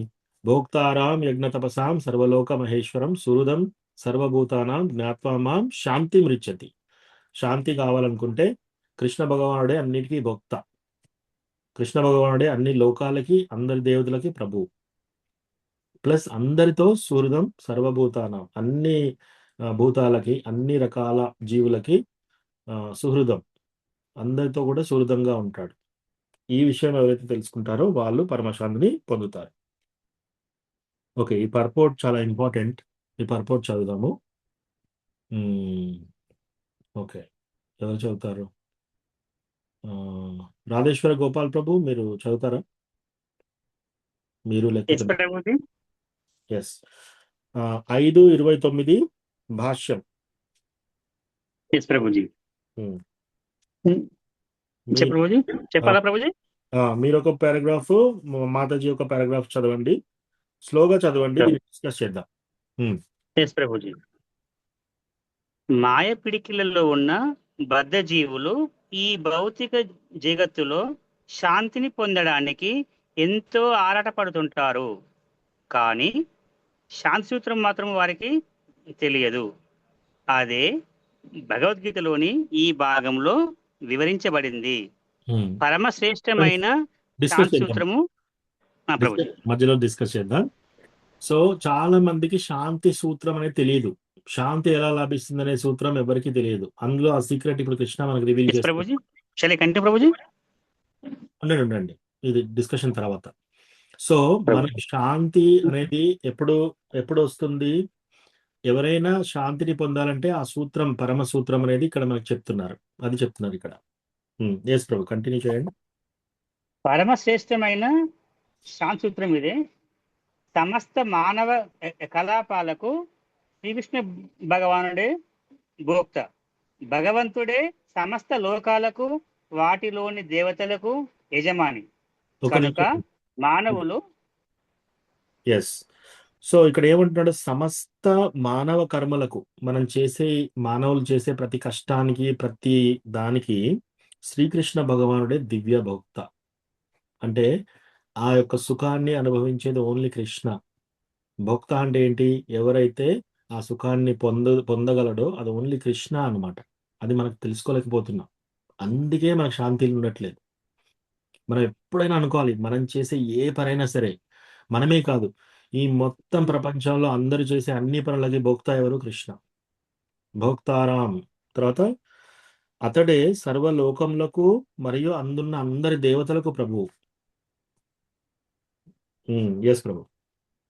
సమస్త మానవ కలాపాలకు శ్రీకృష్ణ భగవానుడే భోక్త. భగవంతుడే సమస్త లోకాలకు వాటిలోని దేవతలకు యజమాని. కనుక మానవులు సమస్తాన్ని అతని దివ్యమైన సేవకు సమర్పించాలి. Yes yes. సో సమస్తాన్ని మనం కృష్ణకి సమర్పించాలంటే ఏంటి? సి మనకి ఏది ఉన్నా సరే, మనకి తెలివితేటలు ఉన్నా సరే, మనకు పలుకుబడి ఉన్నా సరే, మనకు ధనం ఉన్నా సరే, మనకి వాక్చాతుర్యం ఉన్నా సరే, పాడే లక్షణాలు ఉన్నా సరే, ఆడే లక్షణాలు ఉన్నా సరే, ఏ ఉన్నా సరే అవన్నీ కృష్ణకి సమర్పించాలి మనం. అవన్నీ కృష్ణకి సమర్పిస్తే మనం ఏం చేయాలి అని అడగొచ్చు మీరు. కృష్ణకి సమర్పించి మనం దాన్ని ప్రసాదంగా తీసుకోవాలి. అంటే మనం ఏ విధంగా అనుకోవాలి? నా లోపల ఏదైనా స్కిల్ ఉంది అంటే దాని భోక్త ఎవరు? కృష్ణ. రైట్. సో ఒక శాస్త్రాన్ని చదువుకొని దాన్ని ఎవరికన్నా చెప్పాలి అంటే ఇది కృష్ణ యొక్క అనుగ్రహం ఉంటేనే మనకు అది దక్కుతుంది, అది చెప్పగలుగుతాం. ఎవరికైనా వంట చేసే లక్షణం ఉంది, వాళ్ళు వంట చేస్తే చక్కగా వస్తుంది. ఆ యొక్క స్కిల్ ఎక్కడి నుంచి వచ్చింది? కృష్ణ నుంచే వచ్చింది. సో ఆ కృష్ణ నుంచి వచ్చిన స్కిల్ ఉపయోగించి కృష్ణకే ఇవ్వాలి. ఎవరైనా బాగా ధనికులు ఉన్నారనుకోండి, రాజు మొత్తం రాజ్యం అంతా ఆయన పరిపాలిస్తున్నప్పుడు ఆ రాజ్యాన్ని ఎవరిచ్చారు? కృష్ణ ఇచ్చాడు. సో కృష్ణకి ఏ విధంగా సంతోషంగా ఉంటుందో ఆ విధంగా పరిపాలించాలి. మనందరము చిన్న చిన్న చదువులు చదువుకొని మనం చిన్న చిన్న ఉద్యోగాలు చేస్తూ ఒకటో రెండో ప్లాట్లు కొనుక్కొని ఒకటో రెండో ఇల్లు కట్టుకొని ఉంటున్నాం. ఇక్కడ పరీక్షిత్ మహారాజ్ మొత్తం భూమండలాన్ని మొత్తం భూమండలం ఆయన చేతిలోకి వచ్చేసింది పాండవుల తర్వాత. పాండవుల్లో అర్జునుడు ఎంత గ్రేట్ వారియర్. ధర్మరాజు మొత్తము భూమండలాన్ని అంతా జయించాడు. ఆ భూమండలాన్ని అంతా జయించి ఆయన ఎవరు? కృష్ణ యొక్క భక్తుడు. ప్రతిదీ కృష్ణ యొక్క ప్రీత్యర్థమే చేశాడు. సో అంత పెద్ద పెద్ద రాజులకి లేని ప్రాబ్లం మనకెందుకు ఉంది? మనకెందుకు ఆ గర్వం? చాలా మంది అనిపిస్తుంది, కృష్ణకి ఎందుకు ఇవ్వాలి నేను? కృష్ణనే దేవుడు, వేరే వాళ్ళ దేవుళ్ళు కాదా? కృష్ణనే చెప్తున్నాడు ఇక్కడ. ఎస్ ప్రభు. ఎవడు అతని కంటే గొప్పవాడు కాడు. శివుడు, బ్రహ్మదేవుడు వంటి మహోన్నత దేవతల కన్నునతడు మహోన్నతుడు. తం ఈశ్వరనాం పరమం మహేశ్వరం అని పరమపురుషుడు వేదాలలో శ్వేతాశ్వరోపనిషత్తు 6.7 లో వర్ణించబడ్డాడు. మాయాప్రభ. సో అలా మనకు ఉపనిషత్తులో అలాగా ఉంది. శ్వేతాశ్వతర ఉపనిషత్తులో ఏమని చెప్తున్నారు? తం ఈశ్వరాణం పరమం మహేశ్వరం. అందరూ మహేశ్వరంలో పరమం. ఈశ్వర పరమ కృష్ణ సచ్చితానంద విగ్రహ. తర్వాత ఇంకా ముందు ముందు వచ్చే శ్లోకాల్లో కృష్ణ అన్నాడు, మత్త పరతరం నాణ్యత్ కించిదస్తి ధనంజయ. నాకంటే ఇంకా ఎక్కువ తెలుసుకోవాల్సింది ఏమీ లేదు అని ఓన్లీ కృష్ణ ఇచ్చాడు ఆ స్టేట్మెంట్. ఆ స్టేట్మెంట్ నారాయణ ఇవ్వలేదు, ఆ స్టేట్మెంట్ శివుడు ఇవ్వలేదు, ఆ స్టేట్మెంట్ పార్వతీదేవి ఇవ్వలేదు, జీసస్ క్రైస్ట్ ఇవ్వలేదు, అటు అల్లా ఇవ్వలేదు. సో మీరు బైబిల్ చదివితే యేసుక్రీస్తు ఏమని చెప్పాడు? నేను దేవుని యొక్క కుమారుణ్ణి అని చెప్పాడు. నేను దేవుణ్ణి అని చెప్పలే అతను, నేను దేవుని యొక్క కుమారుణ్ణి. ఓకే, మొహమ్మద్ ఏం చెప్పాడు ఖురాన్లో? నేను దేవుడి యొక్క మెసెంజర్ని, నేను దేవుణ్ణి అని అక్కడెక్కడ చెప్పలేదు. ఏ దేవుడు కూడా ఈ స్టేట్మెంట్ ఇవ్వలేదు, ఒక్క కృష్ణనే ఇచ్చాడు. సో చాలా మంది ఏమనుకుంటున్నారు, మీరు ఓన్లీ కృష్ణ కృష్ణ అంటారు ఏంటి?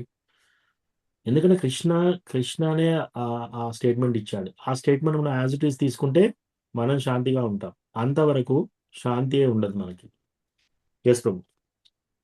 మాయా ప్రభావంలో జీవులు తాము చూపే సమస్తానికి ప్రభువులు కావడానికి ప్రయత్నిస్తున్న నిజానికి దేవదేవుని మాయకు ఆధీనులవుతారు. భగవంతుడు. సో ఇక్కడ ఏంటి, అందరు జీవులు తమకు తానే ప్రభువుగా అనుకుంటున్నారు అనమాట. కొందరు ఏమనుకుంటున్నారు ప్రభువుగా, నేను ఈ కిచెన్కి నేను ప్రభువుని. మాతాజీస్ ఏమనుకుంటున్నారు, ఈ కిచెన్కి నేను అధిపతి. ప్రభుజీస్ ఏమనుకుంటున్నారు, ఈ కుటుంబానికి నేను అధిపతి. ఒక ఇంజనీర్ ఏమనుకుంటున్నాడు, నేను ఈ యొక్క ఆర్గనైజేషన్కి అధిపతి. ఒక బిజినెస్ మ్యాన్ ఏమనుకుంటున్నాడు, ఈ యొక్క సంస్థకి నేను అధిపతి. అట్లా అనుకుంటున్నారు కానీ, అట్లా అనుకున్నంత వరకు వాళ్ళు శాంతిగా ఉండలేరు. సో, ఇదంతా ఎలా అనుకుంటున్నారు, నేను ప్రభువు అని ఎందుకు అనుకుంటున్నారు? మాయా ప్రభావం చేత. సో, మాయా ప్రభావం చేత అలా అనుకుంటున్నారు వాళ్ళు. నిజానికి అది నిజం కాదు. చేస్తాం. భగవంతుడు ప్రకృతికి ప్రభువు కాగా బద్ధజీవులు కఠినమైన ప్రకృతి నియమాలకు లోబడి ఉంటారు. ఈ బహిరంగ యథార్థాలను తెలుసుకోనంత వరకు వ్యక్తిగతంగా కానీ సామూహికంగా కానీ ప్రపంచంలో శాంతి పొందడం అసాధ్యం. Yes yes. సో, ఇప్పుడు ప్రపంచంలో మీరు ఇప్పుడు మనం చూస్తే ఇండియా ఇండిపెండెన్స్ గురించి పోరాడారు. 1947లో గాంధీజీ వీళ్ళందరూ ఏం చేశారు, మనకు స్వాతంత్రం రావాలని చెప్పేసి. స్వాతంత్రం వచ్చిన తర్వాత అందరూ హ్యాపీగా ఉన్నారా? ఎన్నో ప్రాబ్లమ్స్ ఉన్నాయి. సరే పోనీ స్వాతంత్రం తర్వాత టెక్నాలజీ అన్నారు, కంప్యూటర్స్ అన్నారు, సెటిలైట్స్ పంపించారు. ఎప్పుడు సంతోషంగా ఉన్నారా? ఎప్పుడు ఏదో గొడవ నడుస్తుంది. అమెరికా, పెద్ద పెద్ద దేశాలు ఇవన్నీ ఉన్నాయి. వీళ్ళు సంతోషంగా ఉన్నారా? ఇప్పుడు ఇరాన్ ఇరాక్తో వార్ జరుగుతుంది. ఆ వార్తో సంతోషంగా ఉన్నారా? సో, మనం ఏం చేసినా సరే ఈ భావనలు లేకుండా మనం ఏ పని చేసినా కూడా అక్కడ శాంతి అనేది ఎక్కడా ఉండదు. ఎస్ ప్రభు. శ్రీకృష్ణ భగవానుడే పరమాధికారి. గొప్ప దేవతలతో పాటుగా సకల జీవులు అతనికి ఆధీనులవడమే కృష్ణ భక్తి భావన ఉద్దేశం. కేవలము పూర్తి కృష్ణ భక్తి భావనలో మనిషి పరిపూర్ణ శాంతిని పొందగలుగుతాడు. సో కేవలం ఏంటి, కృష్ణ భక్తి భావన యందే మనుషుడు, సంఘం ఎవరైనా సరే శాంతిని పొందగలుగుతారు. అది తప్ప వేరే ఏం చేసినా కూడా శాంతి అనేది ఎక్కడ లభించదు. మాతాజీకి ఇవ్వండి బ్రో. వనిత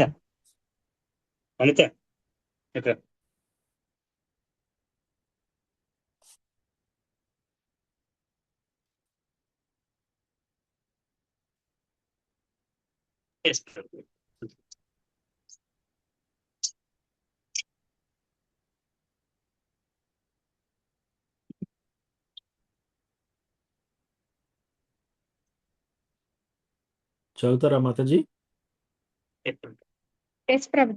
చదవండి.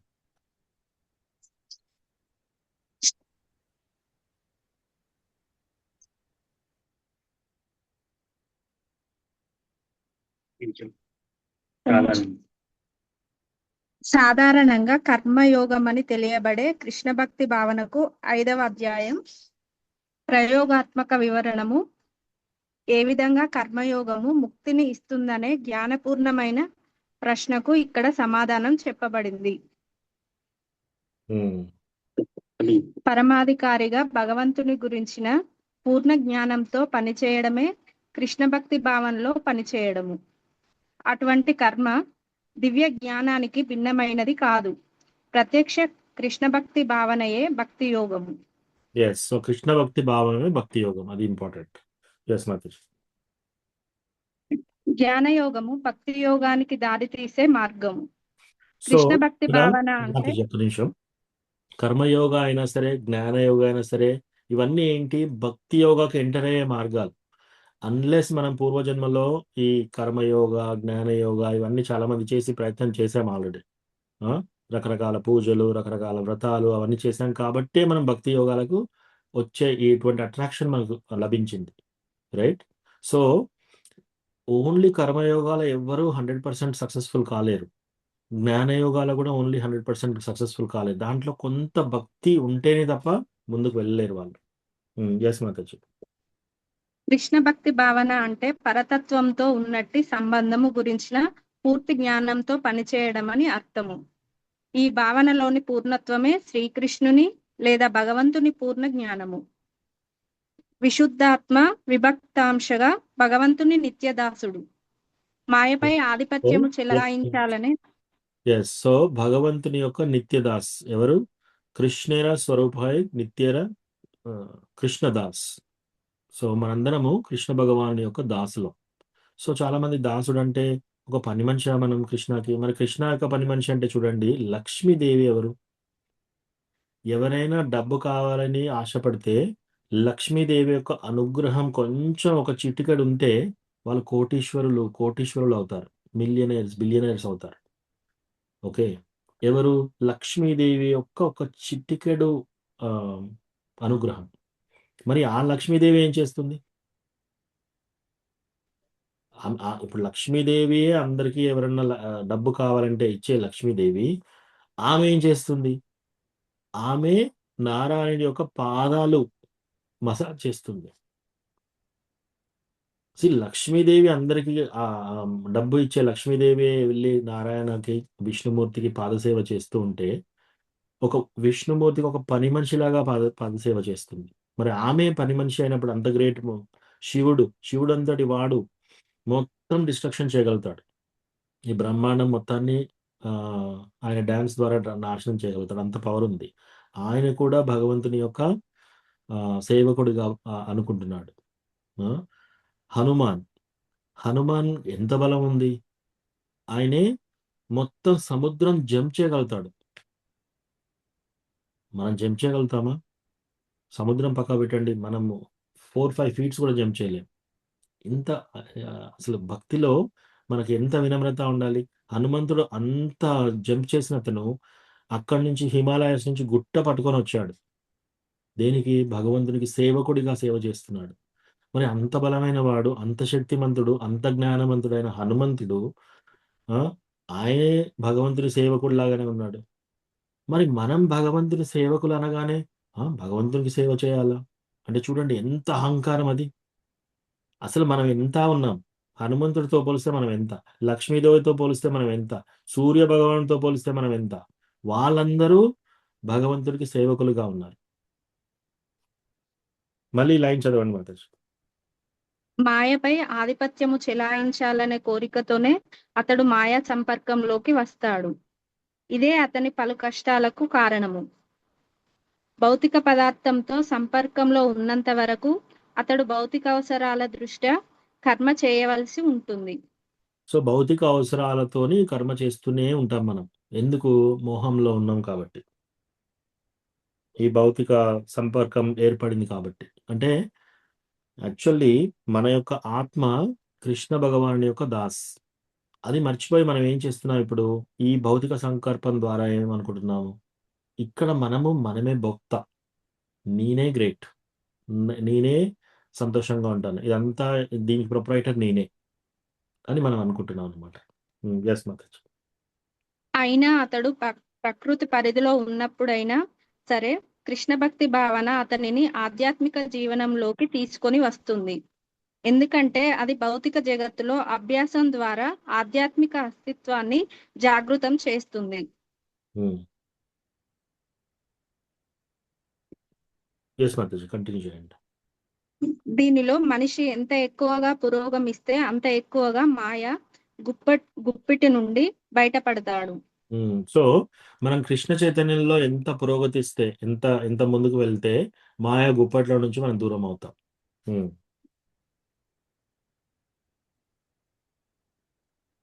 భగవంతుడు ఎవ్వరి పట్ల అంతా మనిషి చేసే కృష్ణ భక్తి భావనలోని కర్మలపై ఆధారపడి ఉంటుంది. అదే ఇంద్రియాలను అన్ని విధాలుగా నియంత్రించడంలోనూ కామక్రోధాల ప్రభావాన్ని జయించడంలోనూ అతనికి తోడ్పడుతుంది. ఎస్, సో మనం కృష్ణ చైతన్యంలో ఉన్నప్పుడు కామక్రోధాలను కూడా మనం జయించగలుగుతాం అనమాట. ఎస్ మాతాజీ. పైన చెప్పబడిన భావోద్వేగాలను నియంత్రించుకొని కృష్ణ భక్తి భావనలో స్థిరంగా నిలిచేవాడు నిజంగా దివ్య స్థితిలో అంటే బ్రహ్మ నిర్వాణంలో ఉంటాడు. చరమ ఉద్దేశం నెరవేరే కారణంగా అష్టాంగ యోగ పద్ధతి అప్రయత్నంగా కృష్ణ భక్తి భావనలో అభ్యాసం చేయబడుతుంది. యమము, నియమము, ఆసనము, ప్రాణాయామము, ప్రత్యాహారము, ధారణము, ధ్యానము, సమాధి అనే వాటి అభ్యాసములో క్రమానుగతమైన ఉద్ధారము ఉంటుంది. కానీ ఇవి సో మనము ఈ అష్టాంగ యోగాలు అంటే 8 అంగాల యొక్క యోగా. సో ఫస్ట్ థింగ్ ఏంటి? యమ అంటే ఏమేమి చేయకూడదు. నియమ అంటే ఏమేమి పాటించాలి. తర్వాత ఆసన, ఏ విధంగా కూర్చోవాలి, ఏ విధంగా ఆసనంలో కూర్చోవాలి. ప్రాణాయామ, ప్రాణాయామం అంటే బ్రీతింగ్ కంట్రోల్, మన బాడీలో బ్రీతింగ్ ఎలా చేయాలి. తర్వాత ప్రత్యాహార. ప్రత్యాహార అంటే మనము ఇంద్రియాల నుంచి కాకుండా దాని నుంచి మన మనసును లాగాలి మన వైపు. ఇంద్రియాల నుంచి కాకుండా మన వైపు లాగాలి, ప్రత్యాహారం. ధారణ అంటే భగవంతుని పైన ధారణ, ఆ ఇంద్రియాలను భగవంతుని పైన కేంద్రీకరించాలి. తర్వాత అట్లా చేసిన తర్వాత ధ్యానం చేసి లాస్ట్కి సమాధి, కృష్ణ భగవానులో సమాధి. అను 8 అంగములు గల యోగాభ్యాసమునందు క్రమక్రమంగా, ఇదేంటంటే స్టెప్ బై స్టెప్ వెళ్తారు. చదవండి మాతాజీ తర్వాత. కానీ ఇవి భక్తి యోగము ద్వారా కలిగే పూర్ణత్వానికి కేవలము ముందు మాట లాంటివి. సో ఒక చూడండి, భక్తి యోగం భక్తి యోగాలో ఇవన్నీ క్రమక్రమంగా ఈ 8 అంగాలు ఏంటంటే ఓన్లీ ముందు మాటలాగా, అంటే చాలా ఈజీ. భక్తి యోగాలో మనకు చాలా ఈజీగా వెళ్ళగలుగుతాం. సో ఇవన్నీ మనం చేయవలసిన అవసరం లేదు. హిమాలయాస్కి వెళ్ళి కూర్చొని తపస్సు చేసి ఇవన్నీ చేయకుండా భక్తి యోగా చాలా ఈజీ. సింపుల్గా హరికృష్ణ మహామంత్రం చాంటింగ్ చేస్తూ, కృష్ణ ప్రసాదం తింటూ, డ్యాన్స్ చేస్తూ, కీర్తనలో ఎంత హ్యాపీగా చేస్తారు భక్తి. వాళ్ళందరూ యోగిలు ఏం చేస్తున్నారు? హిమాలయాస్ వెళ్ళి చలిలో వేడిలో ఏమీ తినకుండా అందరినీ వదిలేసి వెళ్ళి ఇవన్నీ చేస్తే కూడా దాంట్లో డౌట్, ఇంకా వాళ్ళకి పరిపూర్ణత్వం వస్తుందా లేదా అనేది. ఇక్కడ చాలా ఈజీ. ఎస్ మాతాజీ. ఒక భక్తి యోగమే మానవునికి శాంతిని కలగజేయగలుగుతుంది. అదే మహోన్నతమైన జీవన పూర్ణత్వము.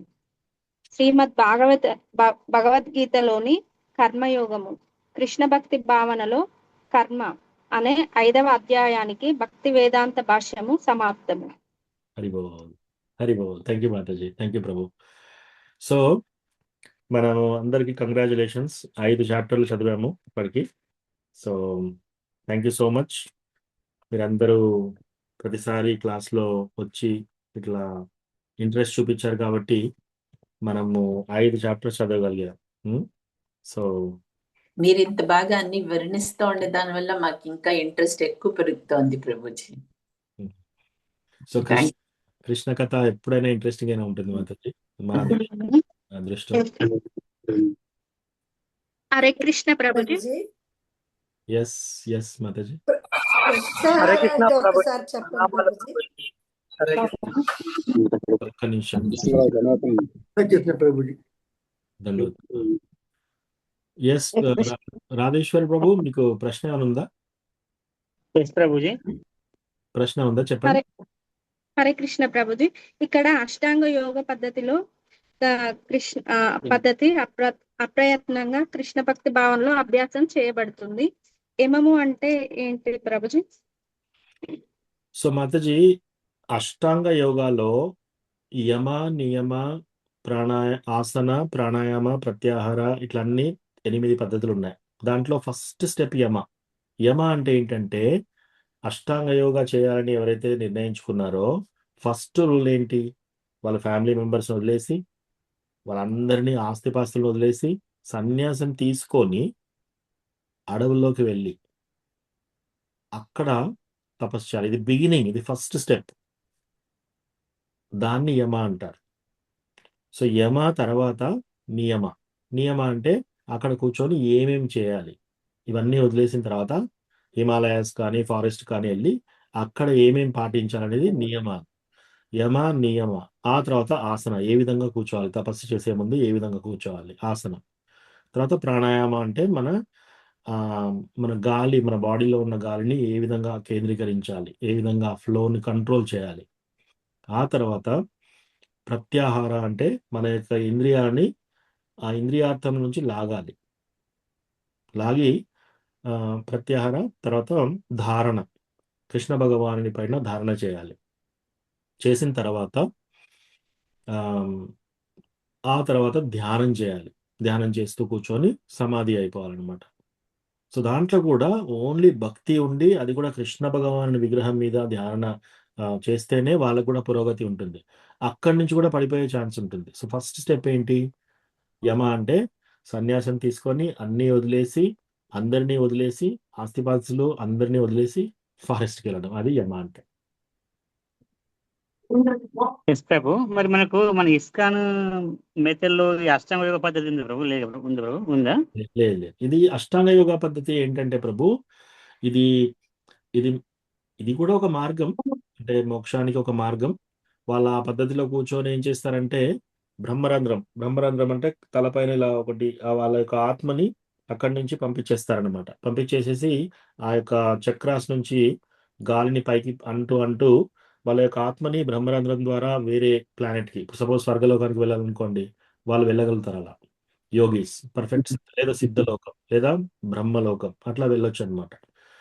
అయితే ఈ పద్ధతి అష్టాంగ యోగా అనేది ఒక పద్ధతి, కర్మయోగా అనేది ఒక పద్ధతి, జ్ఞాన యోగా అనేది ఒక పద్ధతి, భక్తి యోగా అనేది మనం చేస్తున్నాం. సో భక్తి యోగా అనేది అన్నిటికంటే సులభమైన పద్ధతి, అన్నిటికంటే ఈజీ. ఇవన్నీ కూడా మనం చేయకుండా చాలా ఈజీగా వెళ్ళే పద్ధతి భక్తి యోగా. అది కృష్ణ చెప్తున్నాడు మనకి. అది మనకి 7th చాప్టర్, 7వ చాప్టర్ నుంచి. ఇప్పుడు మనం 6వ దాంట్లోకి వెళ్తాం.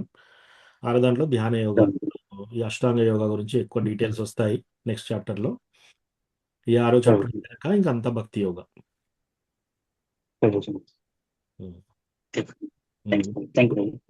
ఐ థింక్ రవి ప్రభు ఏదో ప్రశ్న ఉన్నట్టుంది, తర్వాత సుకోమల సత్యవతి మాతాజీ. సో రవి ప్రభు మీ ప్రశ్న ఏంటి? మ్యూట్ లో ఉన్నారు ప్రభు.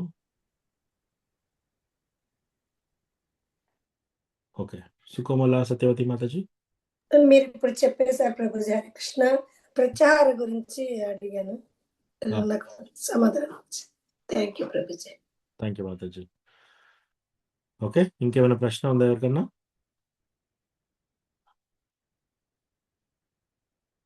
Okay, thank you so much. Congratulations. 5 చాప్టర్లు చదివాం, ఇంకా 6వ చాప్టర్. ఈ 6వ చాప్టర్తో మనకు ధ్యాన యోగా అర్థమవుతుంది. దీని తర్వాత మనం అంతా ఇంకా భక్తి యోగా, 7 నుంచి 12 భక్తి యోగా. ఆ తర్వాత మన లాస్ట్ చివరి 6 చాప్టర్స్ జ్ఞాన yoga. Okay, thank you so much. Prabhuji, ధ్యాన యోగంలో ఉండేవాళ్ళు శరీరాన్ని విడిచిన తర్వాత మళ్ళీ ఈ లోకంలోకే వస్తారు కదా ప్రభుజీ, కాదంటారా? సో జ్ఞాన యోగా వాళ్ళ డెస్టినేషన్ ఎలా ఉంటుందంటే మాతాజీ, జ్ఞాన యోగా వాళ్ళు జనరల్లీ వాళ్ళ డెస్టినేషన్ ఏంటంటే మోక్షం. వాళ్ళకి మోక్షం కావాలి, మోక్షాకాంక్షలు. సో మోక్షం కావాలనుకునే వాళ్ళు దాంట్లో, సో వాళ్ళు జనరల్లీ వాళ్ళ యొక్క డెస్టినేషన్ బ్రహ్మజ్యోతి. సో బ్రహ్మజ్యోతి వరకు వెళ్తారు, అక్కడ చాలా ఆనందం ఉంటుంది. ఆ ఆనందం ఏంటి అంటే, భక్తి యోగాతో పోలిస్తే అదేంటంటే ఒక ఆవు యొక్క కాలు గిట్ట, దాంట్లో నీళ్ళు ఉంటాయి. భక్తి యోగాతోటి మనకు ఒక సముద్రం అంత హ్యాపీనెస్ ఉంటుంది. సో వీళ్ళకి జ్ఞానయోగిస్కు ఎలా ఉంటుంది హ్యాపీనెస్, అదే చాలా పెద్ద హ్యాపీనెస్. ఇక్కడ ప్రపంచంతో పోలిస్తే చాలా పెద్ద హ్యాపీనెస్. కానీ భక్తి యోగాతో పోలిస్తే మాత్రం భక్తి యోగా ఒక సముద్రంలో ఎన్ని నీళ్లు ఉన్నాయో అంత హ్యాపీనెస్ ఉంటే, జ్ఞానయోగా వాళ్ళు అనుభవించేది ఒక ఆవు కాలు గిట్ట, దాంట్లో ఎన్ని నీళ్లు పడతాయో అంత సంతోషం అన్నమాట. అది మనం ప్రపంచంతో పోలిస్తే అది చాలా పెద్దది, కానీ భక్తి యోగాతో పోలిస్తే చాలా చిన్నది. సో వాళ్ళు బ్రహ్మజ్యోతి వరకు వెళ్ళగలుగుతారు. అంటే ఇప్పుడు నిరాకరణలో వాళ్ళ కోరిక ఉన్న వాళ్ళే వెళ్తారు కదా ప్రభుజీ, బ్రహ్మజ్యోతిలోకి చాలా తక్కువ మంది కదా. సో ఇప్పుడు వాళ్ళు ఈ యోగాలు అవన్నీ చేసేటప్పుడు వాళ్ళకి భక్తి గురించి కూడా తెలిసి ఉంటది కదా. జ్ఞాన యోగా చేస్తూ కరెక్ట్ గా చేసి వాళ్ళకి కృష్ణ భగవాని భక్తి మీద ఏర్పడింది అనుకోండి, నెక్స్ట్ జన్మలో భక్తి యోగా చేసే దగ్గర అవుతారు వాళ్ళు. అలా కాకుండా భక్తి ఎలిమెంట్ లేకుండా వాళ్ళు జ్ఞాన యోగా ఓన్లీ జ్ఞానం సంపాదిస్తున్నారు అనుకోండి, లైక్ శాస్త్రాలను చదువుతున్నారు, ఓన్లీ జ్ఞానం కావాలి వాళ్ళకి, అటువంటి వాళ్ళకి బ్రహ్మజ్యోతి వరకే వెళ్ళగలుగుతారు వాళ్ళు.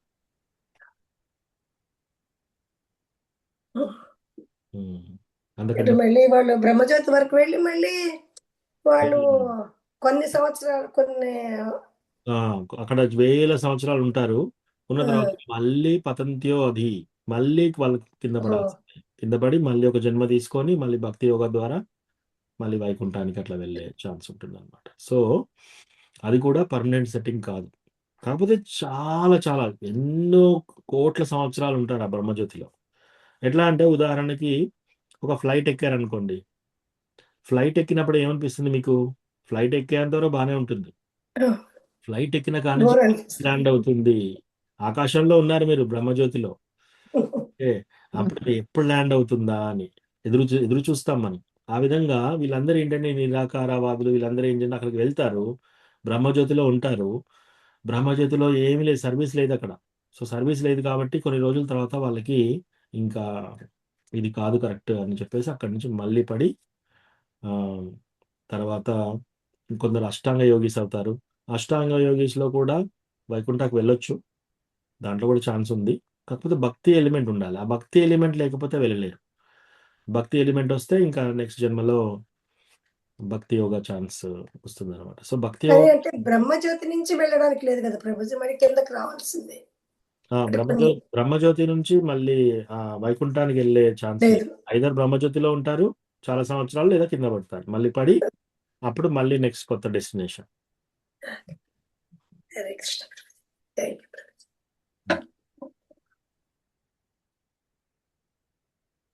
విజయమాతజీ మీకు ఏమైనా ప్రశ్న ఉందా? ప్రత్యాహారం అంటే ఏంటిది ప్రభుజీ? ప్రత్యాహార అంటే మనము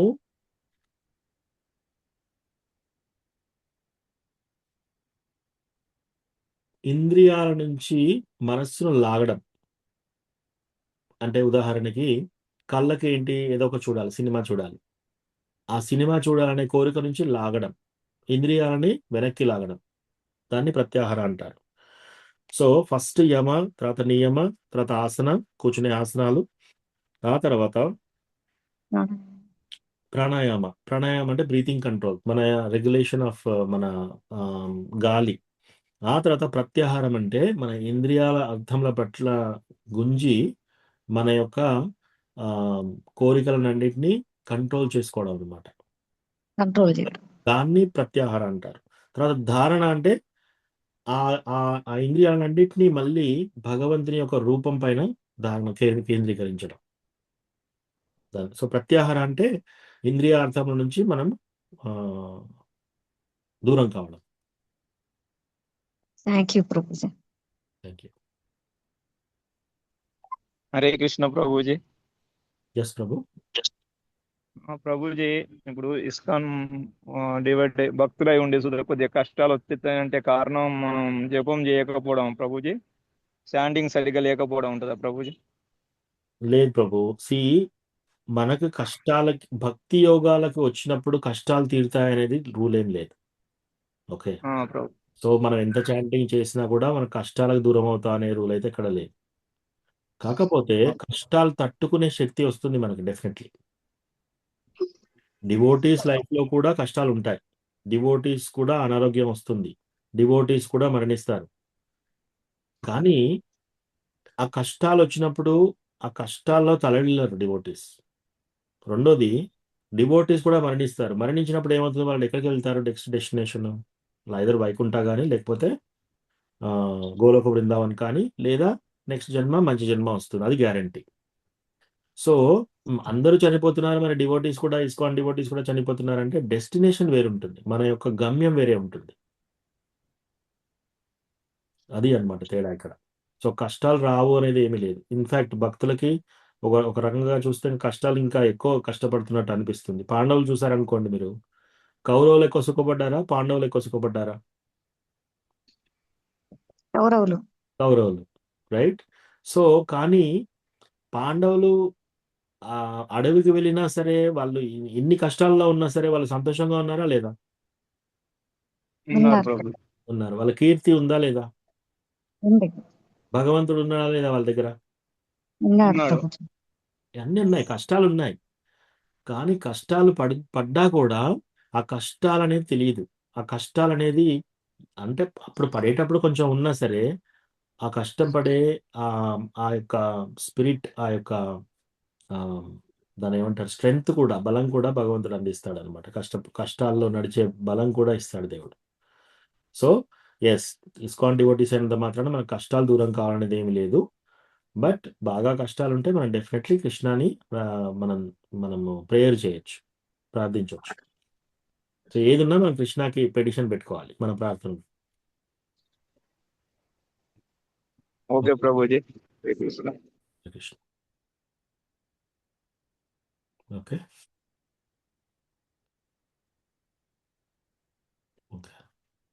ఇంకేం ప్రశ్న లేకపోతే వాంఛాకల్పతరుభ్యస్య కృపా సింధుభ్యేవ చ పతితానాం పావనేభ్యో వైష్ణవేభ్యో నమో నమః. అంతకోటి వైష్ణవ వృందకి జై, శ్రీల ప్రభుపాద్ కి జై. హరే కృష్ణ. జై ప్రభుజీ thank you. Thank you. Hare ధన్యవాదాలు. కృష్ణ ప్రభుజీ, ధన్యవాదాలు ప్రభు. హరే కృష్ణ. ధన్యవాదాలు. థ్యాంక్ యూ ప్రభు. థ్యాంక్ యూ ప్రభుజీ, థ్యాంక్ యూ ప్రభుజీ, చాలా ఓపికగా ప్రభుజీ. థ్యాంక్ యూ ప్రభుజీ, thank you very much. Thank you ప్రభు. రాధేశ్వర ప్రభు. ధన్యవాదాలు. హరే కృష్ణ. ధన్యవాదాలు నాన్న. హరే కృష్ణ నాన్న. ధన్యవాదాలు.